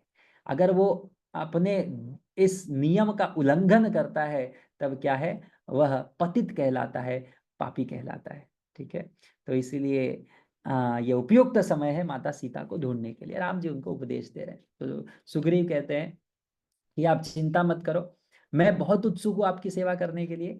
और इस प्रकार से राम सुग्रीव को वापस से क्या करते हैं, आलिंगन करते हैं। और देखते ही देखते विशाल एक, इतने वानर वहां पर एकत्रित हो जाते हैं कि मान लो कि ये पूरा सूर्य जो है वो ढक गया है। तो जाम्बवन, सब वानरों के बड़े बड़े जो नेता हैं, जाम्बवन जो भालुओं के एक प्रकार से नेता हैं, और फिर सुग्रीव और उनके जो लाखों करोड़ों वानर, अभी इतने इस वानरों की इतनी संख्या है कई बार कि व्यक्ति अगर, कहीं कहीं पे वर्णन है कि व्यक्ति अंदाजा नहीं लगा सकता। हाँ, वो बहुत ही विशाल मात्रा में। सुग्रीव कहते हैं कि ये सारे वानर जो है राम जी को कहते हैं ये आपके सेवक है, तो आप चिंता मत करिए, तो आप उपदेश दीजिए। राम जी ने कहा पहला हमारा जो कर्तव्य है, जो हमारा मिशन है, वो है माता सीता का ढूंढना, रावण कहाँ रहता है उसके स्थान को ढूंढना, ये हमारा प्रथम ये है, प्रथम क्रिया है। तो अब सुग्रीव कहते हैं आप क्या करें, आप 4 पार्टी बनाओ, आप पार्टी बनाओ जो अलग अलग दिशा में जाके ढूंढेंगे। तो अब सुग्रीव 4 पार्टी बनाते हैं, उत्तर, दक्षिण, पूरब, पश्चिम, 4 पार्टी बनाते हैं। हाँ, अब वो क्या कहते हैं, विंद, एक पार्टी के लीडर को विंद को बनाते हैं पूर्व दिशा में। और वो कहते हैं आप पूर्व दिशा में जाओ, पूर्व में दिशा में जाओगे आपको क्या करेगा, आपको 7 द्वीप मिलेंगे, 7 समुद्र मिलेंगे, फिर उसमें जो दूध का सागर आएगा, उसके पश्चात सुंदर स्वच्छ जल का सागर आएगा, उसके पश्चात 13 योजन उस सागर से क्या है, जात जात पाशिला, ये पर्वत आएगा, जात रूपशिला, जात रूपशिला पर्वत आएगा, जिसके जो ये है जो सुनहरे पत्थरों से ये पर्वत बना हुआ है, और उसके आगे अनंत शेष रहते हैं। ठीक है, आप उसके आगे मत जाना। ठीक है, तो हर दिशा का वो बाउंड्रीज बता रहे हैं। तो उसके बाद कहते हैं इनको, सुषेण को, कि आप पश्चिम दिशा में जाना। पश्चिम दिशा में आप क्या करोगे, जाओगे, वहां पे आपको सागर मिलेगा, और सागर के मध्य में प्राग ज्योतिषपुरा है, प्राग ज्योतिषपुरा है, जो नरकासुर का शहर है। हाँ, और ये पश्चिमी बाउंड्री है, यहाँ पे सूर्य डूबता है, उसके आगे मत जाना। फिर उत्तर दिशा में तो ये पश्चिम में सुषेण को भेजते हैं, ईस्ट में विंद को भेजते हैं, नॉर्थ में शतबली को भेजते हैं। और फिर कहते हैं कि आप वहां पर जाइए, तो वहां पे आपको पहले मलेच्छों का जमीन मिलेगा, फिर हिमालय मिलेगा, फिर हिमालय से आप और जाओगे तो बहुत सारा बंजर जमीन मिलेगा, फिर और ऊपर जाओगे क्रौंच पर्वत मिलेगा, फिर उत्तर कुरु राज्य मिलेगा, फिर उसके पश्चात खारा समुद्र मिलेगा, और उसके ऊपर क्या है, उसके उसके मध्य में सोमगिरी पर्वत है, और वहां पर ब्रह्मा विष्णु महेश विराजते हैं। उससे आगे मत जाना। तो ये पूरा मतलब हर दिशा का उनको डिटेल में पता था। फिर दक्षिण में वो किसको भेजते हैं, अंगद, नील, हनुमान, जामवन, मैंद, द्विविड, इन लोगों को दक्षिण में भेजते हैं। और कहते हैं कि दक्षिण में क्योंकि सबको पता था माता सीता दक्षिण, रावण दक्षिण की ओर गए थे, ठीक है, सब लोग उस दिशा में देखे थे, तो इसलिए दक्षिण में वो सबसे जो अंगद को, हनुमान को, जामवन को, जो मुख्य थे, सबको दक्षिण में भेज रहे थे, ठीक है। और दक्षिण का बताते हैं कि आप क्या करो, आप इस दिशा में जाओ, 8 योजन, 800 योजन जो समुद्र है उसके तट पे से क्या है, लंका है, ठीक है। मुझे लगता है कि वही रावण का स्थान है, ये बोल भी देते हैं वाली, ठीक है। और उसके और आगे जाओगे तो भोगवती है, जो कि रसाताल में है, रसातल का ये राजधानी है, ठीक है, जहाँ पे वासुकी रहते हैं। और उसके पश्चात ऋषभ पर्वत है, जो कि भूमंडल का बाउंड्री है, ठीक है। और वह ऋषभ पर्वत, हाँ, यमराज का स्थान है। और उसके आगे आप मत जाना, पितृलोक, और वहां पे मत जाना, कोई भी व्यक्ति उसके आगे नहीं जा पाता। ये दक्षिण के बारे में बताते हैं। और सबको बताने के पश्चात ये पूरा डिस्क्रिप्शन बता दिया, सबको बोले कि 1 महीने के अंदर सबको वापस आना है, ठीक है। और 1 महीने के अंदर आप वापस नहीं आओगे, तब क्या है, आपकी मृत्यु कर देंगे, आपको दंड। एक ही भाषा, सब जगह रूल क्लियर, 1 महीने अंदर सब ढूंढ के वापस नहीं आओगे तो आपको मार डाला जाए, ठीक है। तो सुग्रीव हनुमान जी को आप बोलते हैं कि हनुमान, मुझे सबसे ज्यादा भरोसा आप पर है, आप शक्तिशाली हो, बुद्धिमान हो, कैसे लोगों को समझाया जाता है, बात कैसे जिया जाता है, बात कैसे किया जाता है, विशेष शक्ति आप में है। हाँ, कोई भी रूप धारण कर सकते हो, कोई आपको रोक नहीं सकता।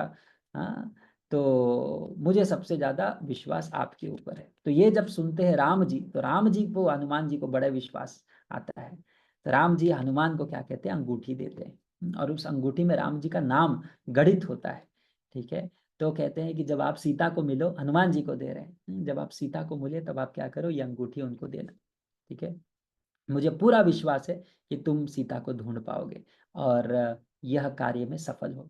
तो देखो राम जी ने एक प्रकार से, अब देखो अलग अलग जगह पे इसको बहुत अलग अलग टीकाकार ने, आचार्य ने बहुत सुंदर रूप से बताया है। तो देखो अभी हम लोग एक स्टोरी का फ्लो देख रहे हैं जैसे, लेकिन यहाँ पे ही ना कितने टीकाकार, कितने, अब बोलते हैं ना, ये हम एक तरीका से रामायण सुन रहे हैं, लेकिन यहीं पे राम जी क्या सोच रहे हैं, हनुमान जी क्या सोच रहे हैं, ये केवल एक भक्त बता सकता है, केवल एक आचार्य बता सकते हैं, ठीक है। तो सब लोग जब जा रहे थे तो राम जी पीठ थपथपाते हैं, उनको अलग अलग प्रकार से प्रोत्साहन करते थे, लेकिन जब हनुमान जा रहे होते ना, तो हनुमान जी के दोनों सिर पर राम जी हाथ रखते हैं, ठीक है, और फिर उनको प्रेम पूर्वक अंगूठी देते हैं, और जानते हैं कि यही ढूंढ पाएंगे। तो इसलिए हनुमान जी आगे जब भी जाते थे वो सदैव स्मरण करते थे कि मेरे सिर पे हनुमान जी का हाथ है, वो, मुझे कुछ ही चीज से डरना नहीं है। तो आगे बहुत सारा आता है, लेकिन खैर। तो हनुमान जी स्वीकार करते हैं, और उनसे अपने माथे पे लगाकर हनुमान जी भी चले जाते हैं। तो राम जी कहते हैं सुग्रीव को कि अरे भैया, सब लोग जब चले जाते हैं, ठीक है, तो वो कहते हैं कि हम्म, आप लोगों को हम्म, आपको इतना डिटेल में पूरे सारा चारों दिशाओं का बाउंड्री और सब डिटेल्स कैसे पता है। तो सुग्रीव बोले, जब राज्य दे दिया मुझे, कि राज्य से बाहर निकाल दिया वाली ने, तो भी उसको चैन नहीं था, वो मुझे दौड़ाता था मारने के लिए, तो मैं भागते रहता था। तो मैं पूरे पृथ्वी, सारे सब जगह में भागता भागता भागता, मुझे सब कुछ पता हो गया है कि किस दिशा में क्या है। तो भागते भागते भागते फिर बाद में हनुमान जी ने बताया कि मातंग ऋषि के आश्रम में वो नहीं आ सकते, इसलिए मैं यहाँ पे आके बैठा हूँ। नहीं तो मैं पूरा टूर कर चुका हूँ, पूरे पूरा हमारा यूनिवर्स का मैं टूर कर चुका, इसलिए मेरे को सब पता है कि कहाँ पे क्या है। ठीक है। तो कुछ समय के पश्चात हाँ ठीक है, तो सब लोग अब दिशा में ढूंढने लगते हैं, अलग अलग दिशा में चले जाते हैं। तो 1 महीना पूर्व होने के पहले ही जो अ, विंदा है, शतबली है, सुषेण है, सब वापस आ जाते हैं। उन लोग नहीं ढूंढ पाए और बोले कि हम लोग चप्पा चप्पा ढूंढे, कुछ नहीं मिला। तो अभी सब लोगों का आशा किस पे है? साउथ, दक्षिण पार्टी पे, साउथ पार्टी पे। यही एक हमारा आश्रय है, यही हमें अभी बता सकता है। हनुमान जी के ऊपर, सबके ऊपर आश्रय ये हो गया। अब सब लोग हनुमान, अब यहाँ के लीडर कौन थे? साउथ के अंगद थे, ठीक है। तो अंगद अब बहुत शक्तिशाली है, ढूंढ रहे, विंध्य पर्वत है, दक्षिण में विशेष रूप से विंध्य है। विंध्य पर्वत पे चप्पा चप्पा सब लोग ढूंढ रहे, ढूंढ रहे, ढूंढ रहे। दिन में सब लोग अलग अलग दिशा में जाते, रात को एकत्रित हो जाते। फिर उसके अब वहां पे क्या है, सब बेचारे भूख प्यास से तड़प रहे हैं, क्योंकि वहां पे जल नहीं है। पत्तों पर, वृक्षों पर पत्ता नहीं है, फूल नहीं है, पुष्प नहीं है। तो यहाँ पे वर्णन आता है कि एक कंदु नामक ऋषि थे, तो उनके पुत्र की मृत्यु हो गई जब वह केवल 10 साल का था। तो ऋषि को इतना क्रोध आया कि उन्होंने कहा कि ये पूरा जो वन है, इसमें न पुष्प आएगा न फल आएगा, यहाँ पे कोई नहीं रह पाएगा। तो क्योंकि पत्ते फूल भी नहीं थे, तो कोई जानवर भी नहीं था, इसलिए सारे वानर बेचारे भूखे प्यासे वो घूम रहे थे। ठीक है, तब तक वहां पर एक राक्षस आता है। ठीक है, वो आक्रमण करता है, अंगद को क्रोध आता है, तुरंत उस राक्षस को मार देते हैं। और समय बीतता जा रहा है, और अंगद वो बोल रहे हैं कि ढूंढो ढूंढो ढूंढो। इसी विंध्य पर्वत पर सब लोग लगे हुए ढूंढने में, ढूंढने में, ढूंढने। और 1 महीने का समय जो था उनका खत्म हो गया था। ठीक है, अब 1 महीने का समय खत्म। तो अभी तक अंगद पूरा उत्साह में था कि अभी टाइम है, ढूंढते ढूंढते ढूंढते। समय खत्म, अब बेचारे सब थके हैं, भूखे हैं, प्यासे हैं। तब अंगद और तार नाम के उनके एक मंत्री थे, उनको क्या हुआ, एक गुफा दिखता है। और वो गुफा के यहाँ पे बहुत सुंदर, बहुत सारी लताएं थी और बहुत सारे पक्षियां थी। अब यहाँ पे सब वीरान है, यहाँ पे एक गुफा दिखता है और ये दिखता है। सब लोग को लगता है यहाँ पे कुछ पानी वानी मिलेगा, सब उस गुफा के पास जाते हैं। अब गुफा बहुत ही अंधकार होता है, तो कैसे जाए? सब लोगों ने क्या करते हैं, एक दूसरे का हाथ पकड़ते हैं। कई जगह पे अलग अलग बताता है। अंगद बोलते भैया मैं तो नहीं जाऊंगा, ये गुफे में जाने से ही मेरे पिता का हाल हो गया, मैं वापस गुफा में नहीं जाऊंगा। लेकिन अलग अलग जगह पे वर्णन है। यहाँ पे है, सब लोग एक दूसरे का हाथ पकड़ते हैं, चेन बना के उस गुफे में जाते हैं। ठीक है, तो 8 मील जाने के पश्चात, अब अंदर चले जा रहे हैं गुफे में, 8 मील अंदर जाने के पश्चात क्या दिखता है? एक सुंदर दीप जलता हुआ दिखता है उस गुफा के अंदर। और फिर वहां पे बहुत सुंदर सोने के वृक्ष है, हाँ, महल है उस गुफा के अंदर। और सुंदर झील है, बगीचे हैं बड़े बड़े, ये सब वहां पर है। और वहीं पे उन्हें एक तपस्वी दिखती है, जिन्होंने काले हिरण का चमड़ा पहने हुए, वहां पे तपस्वी दिखती है। तो वो हनुमान, और उनका एक आध्यात्मिक तेज होता है, तो हनुमान उनके पास जाते हैं, प्रणाम करते हुए कहते हैं कि कृपया करके बताइए कि आप कौन हो और ये गुफा क्या है। ठीक है, और यहाँ पे सब इतना सुनहरा क्यों है, सब सोने का क्यों है? तो वो स्त्री बोलती है कि मेरा नाम स्वयं प्रभा है। मैं मेरु सुवर्णी की भी पुत्री हूँ, जो कि मेरु पर्वत के स्वामी है। और मेरी मित्र का नाम है अप्सरा, अप्सरा हेमा, हेमा अप्सरा। ठीक है, वो मेरी मित्र है। और मैं इस गुफा को रक्षण करने के लिए यहाँ पर रहती हूँ और मैं तपस्या करती हूँ। ठीक है, इस गुफे का नाम है ऋक्षबिला। ऋक्षबिला इस पर्वत का नाम है, जो कि मैं दानव ने बनाया है। ठीक है, तो मैं दानव ने यहाँ पे तपस्या किया था, और उन्हें ब्रह्मा जी के द्वारा वरदान मिला था कि आपके पास सारे प्रकार की जो योगिक सिद्धियां हैं वो प्राप्त होगी, जो शुक्राचार्य के पास है। ठीक है, तो मैं दानव यहाँ पर रहने लगे, कई दिन रहे। उसके पश्चात मैं दानव हेम, अप्सरा हेम से, हेमा से आकर्षित हो गए। और जब ऐसा हुआ तो इंद्र ने उन्हें भगा दिया। ठीक है, इंद्र ने उन्हें भगा दिया, और तब ब्रह्मा जी ने ये जो गुफा है वो हेमा को दे दिया। और तब उसी प्रकार से मैं यहाँ पे रहती हूँ, हेमा उनकी मित्र है। तो अब देखो, इतने सारे लोग आए हैं। अब स्वयं प्रभा ने क्या किया, आप पहले यहाँ पर आए हो, सब लोगों को मैं व्यवस्था करती हूँ। और फिर स्वयं प्रभा ने बहुत सुंदर रूप से सब लोगों को अलग अलग प्रकार से व्यवस्था करते हुए सबको भोजन पानी सब देते हैं, फल सब कुछ सुंदर व्यवस्था करते हैं। और फिर वो पूछते हैं कि आप अपने बारे में बताइए। तो जब सबका सेवा चल रहा है तो हनुमान जी अपने बारे में सब बताते हैं। पूरा बताने के पश्चात वो बताते हैं कि हम आपके लिए, इतना अच्छा आपने सेवा किया, हम कुछ आपके लिए कर सकते हैं क्या? स्वयं प्रभा ने बोला नहीं, आप कुछ नहीं कर सकते। तो हनुमान जी ने बोला अब हमें यहाँ से बाहर जाना है अपनी यात्रा ढूंढने, यात्रा करने के लिए। स्वयं प्रभा बोले जो भी इस गुफे में आता है अभी एक उंगली यहाँ पे डाल रही, जो भी इस गुफे में आता है वो जिंदा वापस नहीं जाता। तो बोले अरे तो फिर हम लोग बाहर कैसे जाएंगे? बोले चिंता मत करो, आप लोग अपनी आंखें बंद करो, मैं तुम्हें बाहर लेके जाऊंगी, कोई भी व्यक्ति आंख खोल कर इस गुफे से बाहर नहीं जा सकता। ठीक है। तो वो आंख बंद करते हैं, सब वानर आंख बंद करते हैं, और स्वयं प्रभा प्रभा के योगिक, सोचो इतने सारे वानर हैं, लेकिन एक स्त्री, उनका योग सिद्धि से सारे वानरों को, सबको लग रहा है कि वो उड़ रहे हैं। और फिर जब वो आंख खोलते हैं तब फिर क्या करते हैं, वे बाहर अपने आप को देखते हैं। ठीक है। और अब अचानक वो ऐसे स्थान पे आ जाते हैं जहाँ पे वृक्ष जो है वो लदे हुए हैं, खिले हुए हैं। और सबको ऐसा लगता है, जब वो आँख खोलते हैं सबको ऐसा लगता है कि वसंत ऋतु आ गया। अब ये गए थे सब लोग शरद ऋतु, जब शरद ऋतु हुआ उसके पश्चात, तो सबको लगा कि अरे अब वसंत ऋतु तो नहीं आ गया। अब जब आए तो एकदम ऐसा वातावरण हो गया था। ठीक है।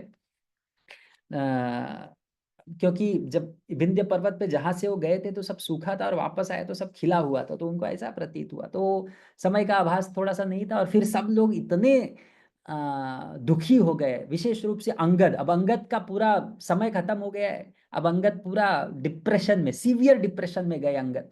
ठीक है। तो अंगद कहते हैं, अंगद बोले मेरे पास एक आइडिया है। तो सब लोग को लगा अरे आप, सीता माता तो मिल नहीं रही, तो बोले मेरे पास एक आइडिया है। क्या आइडिया है? हम सब लोग बैठ के सुसाइड कर लेते हैं। ठीक है। हम बैठेंगे यहाँ पे, और जब तक हम मर नहीं जाते हम ये करते। तो सारे बोले कि वापस जाएंगे तो सुग्रीव के हाथ से मरेंगे, यही मर जाते हैं। ठीक है। तो सारे वानर बोलते मस्त आइडिया, एक नंबर आइडिया। ठीक है। तब तक एक तार करके उनका मंत्री रहता है, वो बोलता है मेरे पास और एक आइडिया है। हम लोग यहाँ पे ये जो गुफा है जिसमें से बाहर निकले हम लोग यहीं पे घुस जाते हैं, वापस नहीं जाए।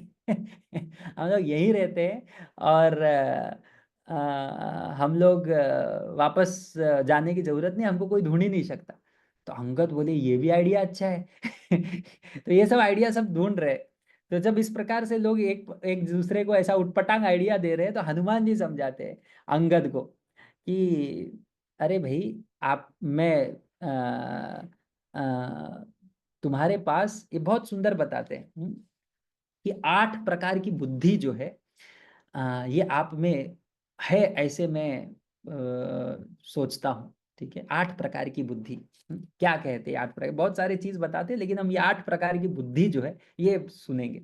तो कहते हैं कि व्यक्ति में क्षमता होनी चाहिए सुनने का, कि दूसरा कोई क्या कह रहा है, पहला।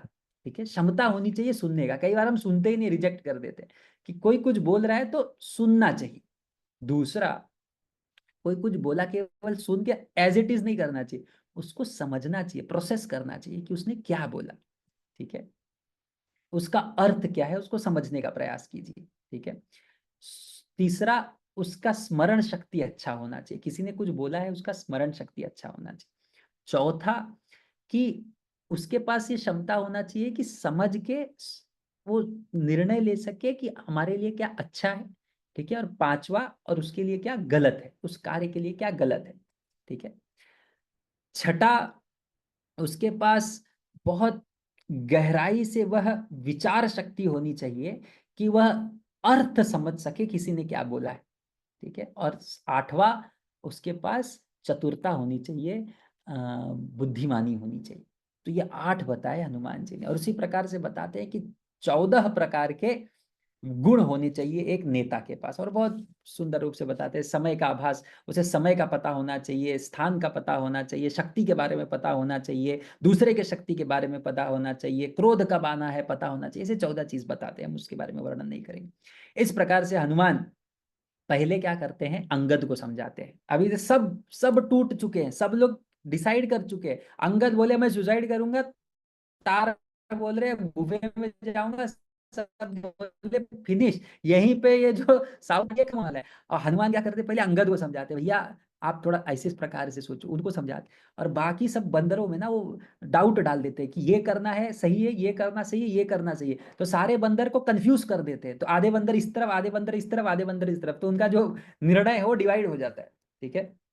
और फिर वो अंगद को बोलते हैं कि अगर तुम इस कार्य को आगे करोगे, ठीक है, ये जो आप सोच रहे हो सुसाइड का, तो निश्चित रूप से तुम तो मरोगे ही, ठीक है। और गारंटी नहीं है कि नहीं सॉरी, अगर आप सोच रहे हो कि ये गुफा में जाके छुपना है, तो निश्चित रूप से अंत तो निकट होगा, क्योंकि जरूरी नहीं है कि सारे वानर जो है वो तुम्हें पालन करेंगे, कोई तो तुमको धोखा देके निकल जाएगा।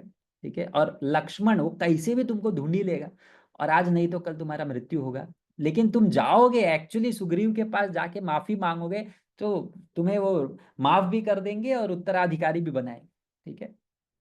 तो अंगद हनुमान को कहते हैं कि देखो, इस प्रकार से वार्तालाप करने का जरूरत नहीं है। आप सुग्रीव को ज्यादा आंक रहे हो। सुग्रीव पता नहीं अपने बड़ी भाई की पत्नी से इस समय वो भोग कर रहा है, और वही सुग्रीव राम जी के शब्दों, अब देखो अंगद ना सुग्रीव से बड़ा डरते थे, कि अभी उनके पिता की मृत्यु उन्होंने की है और शक्तिशाली हैं। तो अंगद सुग्रीव से बहुत डर रहे थे, बहुत बार दिखता है कि सुग्रीव से बड़े डरते हैं कि अरे पिता बड़े भाई की पत्नी के साथ भोग कर रहे हैं, और राम जी के शब्दों को जो भूल गए। तो अगर हम जाएंगे तो निश्चित रूप से, अब सुग्रीव ने बोला था मारेंगे, मतलब मार ही डालेंगे, और पिता को मारा ही है। तो अंगद तो बहुत डरा हुआ था, वो बोले जिसको जाना है जाए, मैं तो नहीं जाऊंगा। वो बैठ भी गए अंगद कि मैं यहाँ पर बैठ रहा हूँ फास्टिंग टिल डेथ। ठीक है। और उनको देख अंगद ने कुशा घास लगाया और रोते रोते वहां पर बैठ गए। अब अंगद तो सेना है, मतलब लीडर है, सेनापति है, वो बैठ गए। तो सारे बंदर बोले ये फास्टिंग, ये उपवास करके मृत्यु कर रहे हैं, हम क्या करेंगे। सब लोग बैठ गए, क्यों, अपने प्राण देंगे। तो सब लोग जब वहां पर बैठ गए, तो वहां पे एक गिद्ध था संपाति, वो बोलता है अरे वाह, इतने दिन के बाद भोजन आया है, ये सब लोग उपवास करके मरेंगे, अपने आप मेरे को भोजन मिलेगा और मैं बड़े आराम से खाऊंगा। अब अंगद बोल रहे हैं देखो ये अकाल में 13वां महीना, ये हम लोग यहाँ पे परेशान है, मरने का सोच रहे हैं, और ये हमारे ऊपर भी आनंद मनाने का सोच रहा है, हमारा ऐसा भाग्य इतना फूटा हुआ है। ठीक है। तो अंगद बोले कि ये सब अब इतने दुखी थे कि बोले ये सब किसके वजह से, वो कैकेयी के वजह से। कैकेयी के वजह से पहले जटायु मरा, उसके बाद वाली मरा, और उसके पश्चात अभी हम लोग मरने जा रहे हैं। अब पहली बार संपाति ने कहा, संपाति जटायु का भाई होता है, तो जटायु ने पहली बार, संपाति सुनते जटायु का वध हुआ, तो बोलते थे जटायु के बारे में बताओ मुझे, जटायु का नाम सुन के बड़ा आनंद हुआ, हालांकि उसकी मृत्यु सुन के बड़ा बड़ा दुख भी हुआ। ठीक है। तो मैं बहुत, अब मेरा पंख जल गया है, मैं उतर नहीं सकता, कृपया करके मुझे इस पर्वत से नीचे लेकर आओ। तो सब वानर सोच रहे हैं ये तो ऊपर से ही हमको खाने का सोच रहा था, और ये बुला रहा है कि मुझे नीचे लेके आओ, हम लोग जाएंगे तो ये खाएगा नहीं क्या।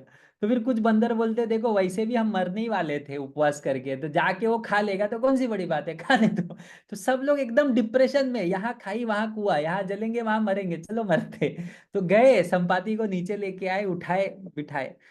ठीक है। वहां से लेकर आए और बिठाए, फिर संपाति ने कहा कि आ, जटायु के बारे में बताओ। तब अंगद सब बताते, पूरा स्टोरी बताते, कैसे रावण लेकर जा रहे थे सीता को, जटायु युद्ध करते, जटायु का ये हाल होता है। तो सब बताते हैं। तो संपाति अब अपना हिस्ट्री बताता है, अपना स्टोरी बताता है, कि वो कहते हैं कि पूर्व में जटायु और मैं बहुत शक्तिशाली थे, और हमें अपने शक्ति को परखने के लिए हमने क्या किया था, दोनों इंद्र के ऊपर आक्रमण किए, स्वर्ग पे आक्रमण किए, हमने इंद्र को हरा दिया, और हमारे अहंकार और बढ़ गया। फिर हमने क्या किया, सूर्य की ओर गए, और हम बोले कि चलो सूर्य के पास जाते हैं। ठीक है। और फिर जब हम जा रहे थे तो बहुत तीव्र गर्मी थी, तो जटायु जो था वो कमजोर हो गया, तो उसको बचाने के लिए मैंने अपने पंखों से उसको रक्षण प्रदान किया था। और फिर इसी में क्या हुआ, मेरे पंख जो है जल गए थे, और मैं विंध्य पर्वत पर आकर गिर गया था। ठीक है। तो अंगद ने कहा अगर तुम वास्तव में जटायु के मित्र हो और शुभ चिंतक हो, तो हमें कृपया करके बताओ कि रावण कहाँ रहता है, उसका स्थान क्या है। संपाति ने कहा देखो, मैं बहुत बूढ़ा हो गया हूँ और मेरा पंख जो है जल गया है, तो मैं तुम्हें स्वयं तो सेवा नहीं कर पा रहा हूँ, राम जी के सेवा में मैं स्वयं तो नहीं आ पा रहा हूँ, लेकिन मैं शब्दों से, देखो ये कह रहे हैं, मैं शब्दों से राम जी की सेवा करूंगा। ठीक है, तो मुझे लोगों ने बताया था, कि मुझे बताया गया था कि एक स्त्री को जो है रावण दक्षिण दिशा में लेकर जा रहा था, और वो राम राम चिल्ला रही थी, और उन्होंने कुछ जगह पे अपने आभूषण फेंके थे। ठीक है, तो मैं जानता हूँ ये रावण क्या है, राक्षसों का राजा है। लंका जो है यहाँ से 100 योजन दूर, क्या है लंका, यहाँ से 100 योजन दक्षिण तट से, यहाँ से नहीं, दक्षिण समुद्र के, यहाँ से जो दक्षिण तट है वहां से 100 योजन दूर लंका है। ठीक है, और संपाति कहते हैं मैं यहाँ से देख सकता हूँ, क्योंकि मैं विनता का पुत्र हूं, तो मैं लंका को देख सकता हूँ, आप लोग नहीं देख पाओगे, मैं ये सुनहरे शहर को क्या है मैं देख सकता हूँ। ठीक है, तो आप, उन्होंने कहा कि आप लोग क्या करिए, सीता को वहां जाके ढूंढिए, राक्षसियों द्वारा वो इस समय घेरी गई होंगी, निश्चित रूप से आपको वहीं पे मिलेंगे। ठीक है, तो ये सोचकर सारे वानर, अब सब लोग सुसाइड करने जा रहे थे। अब ये पता चला कि अरे आशा है, मिल गया। अब देखो समय तो खत्म हो गया है, पीछे जाने का कोई ये नहीं है, अब आगे ही जाना है, मरेंगे तो आगे ही करते सबको मरना है। ठीक है, तो फिर वो बंदरों ने क्या किया, बड़े आनंद आया, और सब लोग छोड़ दिए कि भाई हम लोग मरेंगे नहीं। तो फिर जामवन ने पूछा कि तुमको कैसे पता चला कि रावण ने सीता का अपहरण किया है? ये भी बात सही है, जामवती क्रॉस चेक कर रहे हैं। तो संपाति ने कहा कि मेरे पंख जलने के पश्चात मैं इसी विंध्य पर्वत पे रहता हूँ, मैं उड़ता नहीं हूँ। ठीक है, तो मेरा पुत्र है सुपार्श्व। ठीक है, वह मेरा ध्यान रखता है और मेरे लिए भोजन लाता है प्रतिदिन। तो एक दिन जब वो मेरे लिए भोजन, तो अलग अलग दिन मांस लेके आता था, गिद्ध है, किसी को पकड़ के लाता था खाने के लिए। तो वह मुझे बोला कि एक दिन आने में थोड़ा लेट हो गया, तो मैं उसको डांट रहा था, तो वो बोला कि अरे आज मैं जब जा रहा था तो मुझे दो लोग दिखे। एक एक राक्षस जैसा कोई था, एक लड़की, एक औरत को लेकर जा रहा था दक्षिण दिशा में, तो मैं सोचा ये दोनों को तुम्हारे लिए खाने को लेके आता हूँ। तो ये उनका पुत्र गया उनके पास, तो राक्षस ने बड़े नम्रता पूर्वक कहा कि मुझे आगे जाने दो कृपया करके, तो फिर इतना प्रेम पूर्वक कहा कि मैंने जाने दिया। लेकिन बाद में मुझे सिद्ध लोग आके बताए कि ये जो आपके सामने बड़ी नम्रता से बोला प्रेम पूर्वक, वो रावण था, और तुम्हारा सौभाग्य है कि तुमने तुम्हें उसे मारा नहीं, तुमको। तब वो आके मुझे ये सब बताया। अच्छा, तब उन्हें विश्वास हुआ। ठीक है, तो संपाति को अब उन्हें ये हो गया था, उनके मित्रता का विश्वास हो गया था। तो उन्होंने कहा कि अपने बारे में और बताया कि जब मैं विंध्य पर्वत पर गिरा था तो 6 दिनों तक मैं अचेत था। ठीक है, और उसके पश्चात में वहां पर एक साधु थे जिनका नाम था निशाकर, मैं उनके पास गया, और फिर मैं अपने भाई को नहीं देख पा रहा था, बड़ा दुखी था, बड़ा पीड़ित था। और फिर मैं सोच रहा था, जब ये संपाति ये सोच रहे थे कि मैं सुसाइड करूंगा, देखो कितने लोग सुसाइड करने का सोच रहे हैं। वो बोले मैं सुसाइड करूंगा, पर्वत पे जाके छोड़ अपने आप को गिरा दूंगा, सुसाइड कर दूंगा। तब मेरे अवस्था पे बहुत दुख हुआ निशाकर को, और उन्होंने कहा चिंता मत करो, मैं तुम्हें एक वरदान देता हूँ कि भविष्य में जब तुम वानरों को माता सीता के बारे में ज्ञान, संदेश प्रदान करोगे, अ, सूचना प्रदान करोगे, तो आपके जो पंख है वो वापस आएंगे, और तुम्हारी जो शक्ति है वो वापस आ जाएगी। और जब इस प्रकार से वो इस इसको कह के निशाकर चले गए, और वो बोलकर जाके 8,000 वर्ष होने के पश्चात निशाकर भी चले गए। हाँ, तो मुझे सम डाउट आने लगा कि भैया ये होगा कि नहीं होगा। लेकिन आज मैं तब से प्रतीक्षा कर रहा हूँ कि वानर लोग आएंगे और मैं उनको कुछ बताऊंगा। ठीक है, तो जब इस प्रकार से वो बता रहे थे माता सीता के बारे में, उनके जो पंख है वो वापस आ जाते हैं, उनकी शक्ति वापस आ जाती है, और पूर्ण शक्तिशाली हो जाते हैं, और वे आकाश में उड़ जाते हैं। ठीक है, तो वानर भी प्रसन्न, संपाति भी प्रसन्न। अब वो क्या करते हैं, दक्षिण दिशा में वो जाते हैं, और दक्षिण दिशा में जाकर वो कहाँ पहुंच जाते हैं, दक्षिण तट पर पहुंच जाते हैं। और अब अंगद वापस से कहते हैं, सब लोग अब दक्षिण तट पे तो आ गए, तो अंगद को थोड़ा जोश आया वापस, अभी तक सुसाइड करने बैठे थे, अभी वापस जोश आया।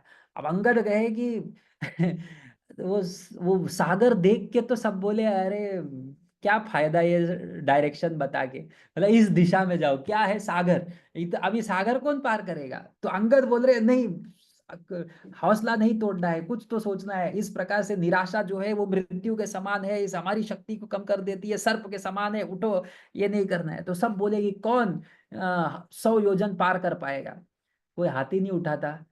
तो फिर वो एक एक को पूछते हैं कि तुम कितना, कोई बोलता है 40, कोई बोलता है 50।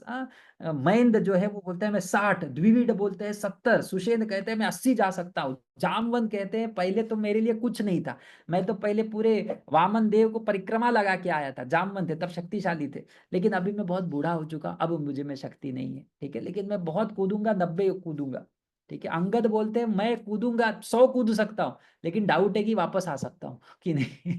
ठीक है, मैं 100 कूद सकता हूँ, लेकिन वापस आने का मेरा डाउट है उतना शक्ति रहेगा कि नहीं। तो जामवंत अंगद को बोले देखो तुम्हारा जाना उचित नहीं है, तुम सेनापति हो। तो अंगद बोले कि अरे जाना किसी का भी, कोई तो जाना चाहिए ना, कोई नहीं जाएगा तो दूसरा, अब वापस से अंगद बोलते दूसरा ऑप्शन एक ही बचता है फिर क्या, चलो बैठ जाए सुसाइड कर। तो फिर जामवंत कहते हैं चिंता मत करो, यहाँ पे एक व्यक्ति है जो पार कर सकता है।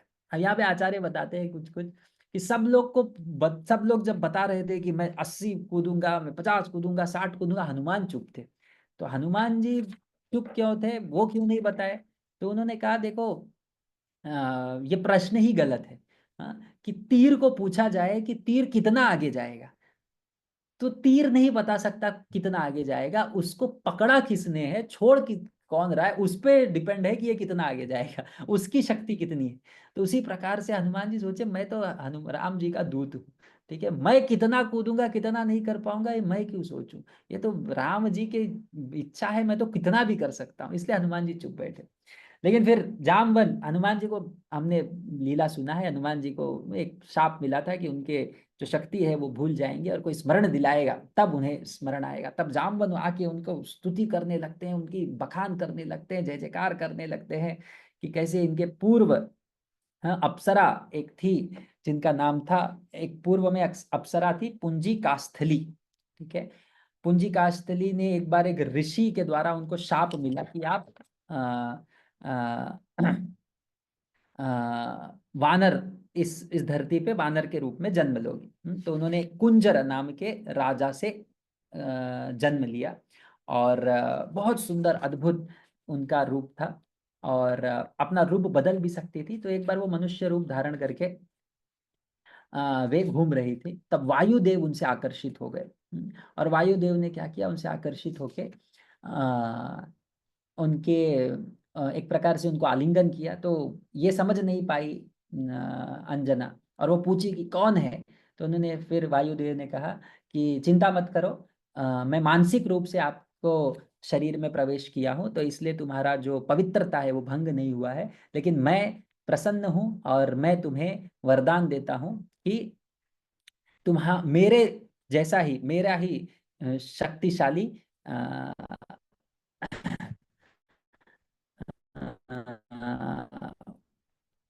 मेरे जैसा शक्तिशाली तुम्हारा गर्भ में एक पुत्र आएगा।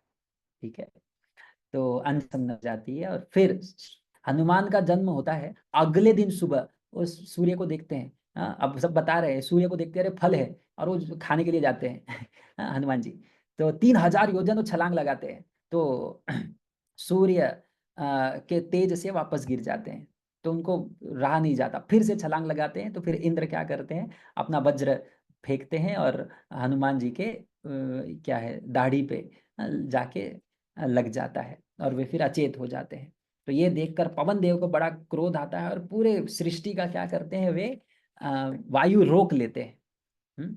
और फिर ब्रह्मा, सब जब वायु लोक लेते हैं तो सब हाहाकार हो जाता है, और फिर ब्रह्मा जी जाके उनको समझाते हैं, मनाते हैं पवन देव को कि चिंता मत करो, और फिर ब्रह्मा जी उनको वरदान देते हैं कि ये जो हनुमान है इसे युद्ध में कोई नहीं हरा सकता। हम्म? और इंद्र जी, सब बहुत सारे देवता उनको फिर बहुत प्रकार का वरदान देते हैं, हम उतना सब नहीं चर्चा करेंगे। इंद्र उनको वरदान देते हैं कि अपनी इच्छा से ही अपना मृत्यु प्राप्त करेंगे, ठीक है, इनको इच्छा मृत्यु का वरदान देते हैं, ठीक है। और जामवंत कहते हैं कि केवल हनुमान जी जो है ये अब कार्य को कर सकते हैं। जामवंत कहे कि पहले तो मैं, जब वामन देव ने बड़ा रूप धारण किया था, तो मैं ये पूरे सृष्टि को 21 बार परिक्रमा किया था, लेकिन अब मैं नहीं कर सकता। समुद्र मंथन में सारी जो जड़ी बूटियां है उस समुद्र में डालने के लिए मैंने अकेले ही इकट्ठा किया था, लेकिन अब नहीं कर सकता, अब ये समय है हनुमान जी की सेवा करने की। तो हनुमान जब इस प्रकार से सुनते हैं तो उनको अथाह शक्ति आ जाती है, विशाल रूप धारण कर लेते हैं, ठीक है। और फिर हनुमान जी अपने बारे में बताना चाहते हैं, बताना प्राप्त, सब लोग यहाँ पे देखो सुसाइड का डिप्रेशन मोड में, सुसाइड मोड में, अरे कुछ नहीं हो सकता। हनुमान जी उनको उत्तेजना, उनको प्रेरणा देने के लिए अब अपनी शक्ति के बारे में बताते हैं, विशाल रूप धारण करके कहते हैं कि मैं मेरू पर्वत को 1000 बार परिक्रमा कर सकता हूं, मैं पूरे ये जो सागर है उसमें उसके पानियों को छपछपा के मैं पूरे विश्व को पानी से भर सकता हूं, मैं गरुड़ जी को 1000 बार परिक्रमा कर सकता हूं जब आकाश में वो उड़ रहे हो, मैं ये पूरे लंका को उखाड़ कर लेके आ सकता हूं, ठीक है, इतनी शक्ति है मुझ में। तो सब वानर बोले, अरे हम में से कोई तो है इतना शक्तिशाली, सब ताली बजाने लगते हैं, आनंद हो उठते हैं, जय जयकार करने लगते हैं। लेकिन वो बोलते हैं, अरे थोड़ा सीरियसनेस भी समझना पड़ेगा हनुमान जी को, ऐसे ऐसा बोलते भूल ना जाए। इसलिए सब वानर क्या कहते हैं कि जब तक आप वापस नहीं आओगे हम सब एक पैर पर खड़े होके, ठीक है, बेसिकली हम सब आपका बहुत तीव्रता से क्या करेंगे, आपकी प्रतीक्षा करेंगे, और कि आप क्या करोगे, आप सीता को ढूंढ कर लाओगे, ठीक है। तो हनुमान जी तब बोलते हैं कि मैं शीघ्र ही छलांग लगूंगा महेंद्र पर्वत पर जाके, वहां से छलांग लगाऊंगा, क्योंकि महेंद्र पर्वत ही जो है मेरे इस छलांग, मेरे इस भार को, अब महेंद्र पर्वत के ऊपर वो चढ़ते हैं तो ऐसा लगता है पर्वत के ऊपर और एक पर्वत है, वही मेरे भार को संभाल सकती है।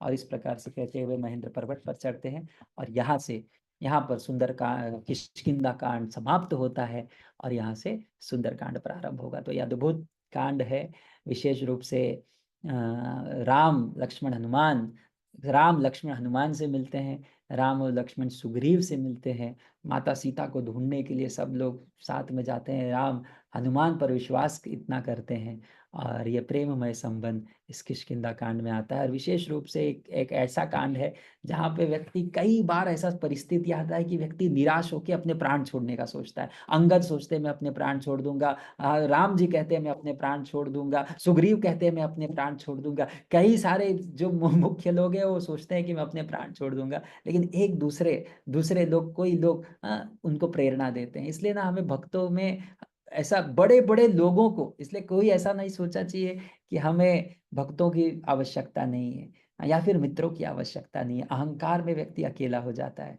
तो इसलिए हमेशा कोई होना चाहिए जो हमें प्रेरणा दे, कोई होना चाहिए जो हमें मार्गदर्शन दे, ये बहुत आवश्यक है।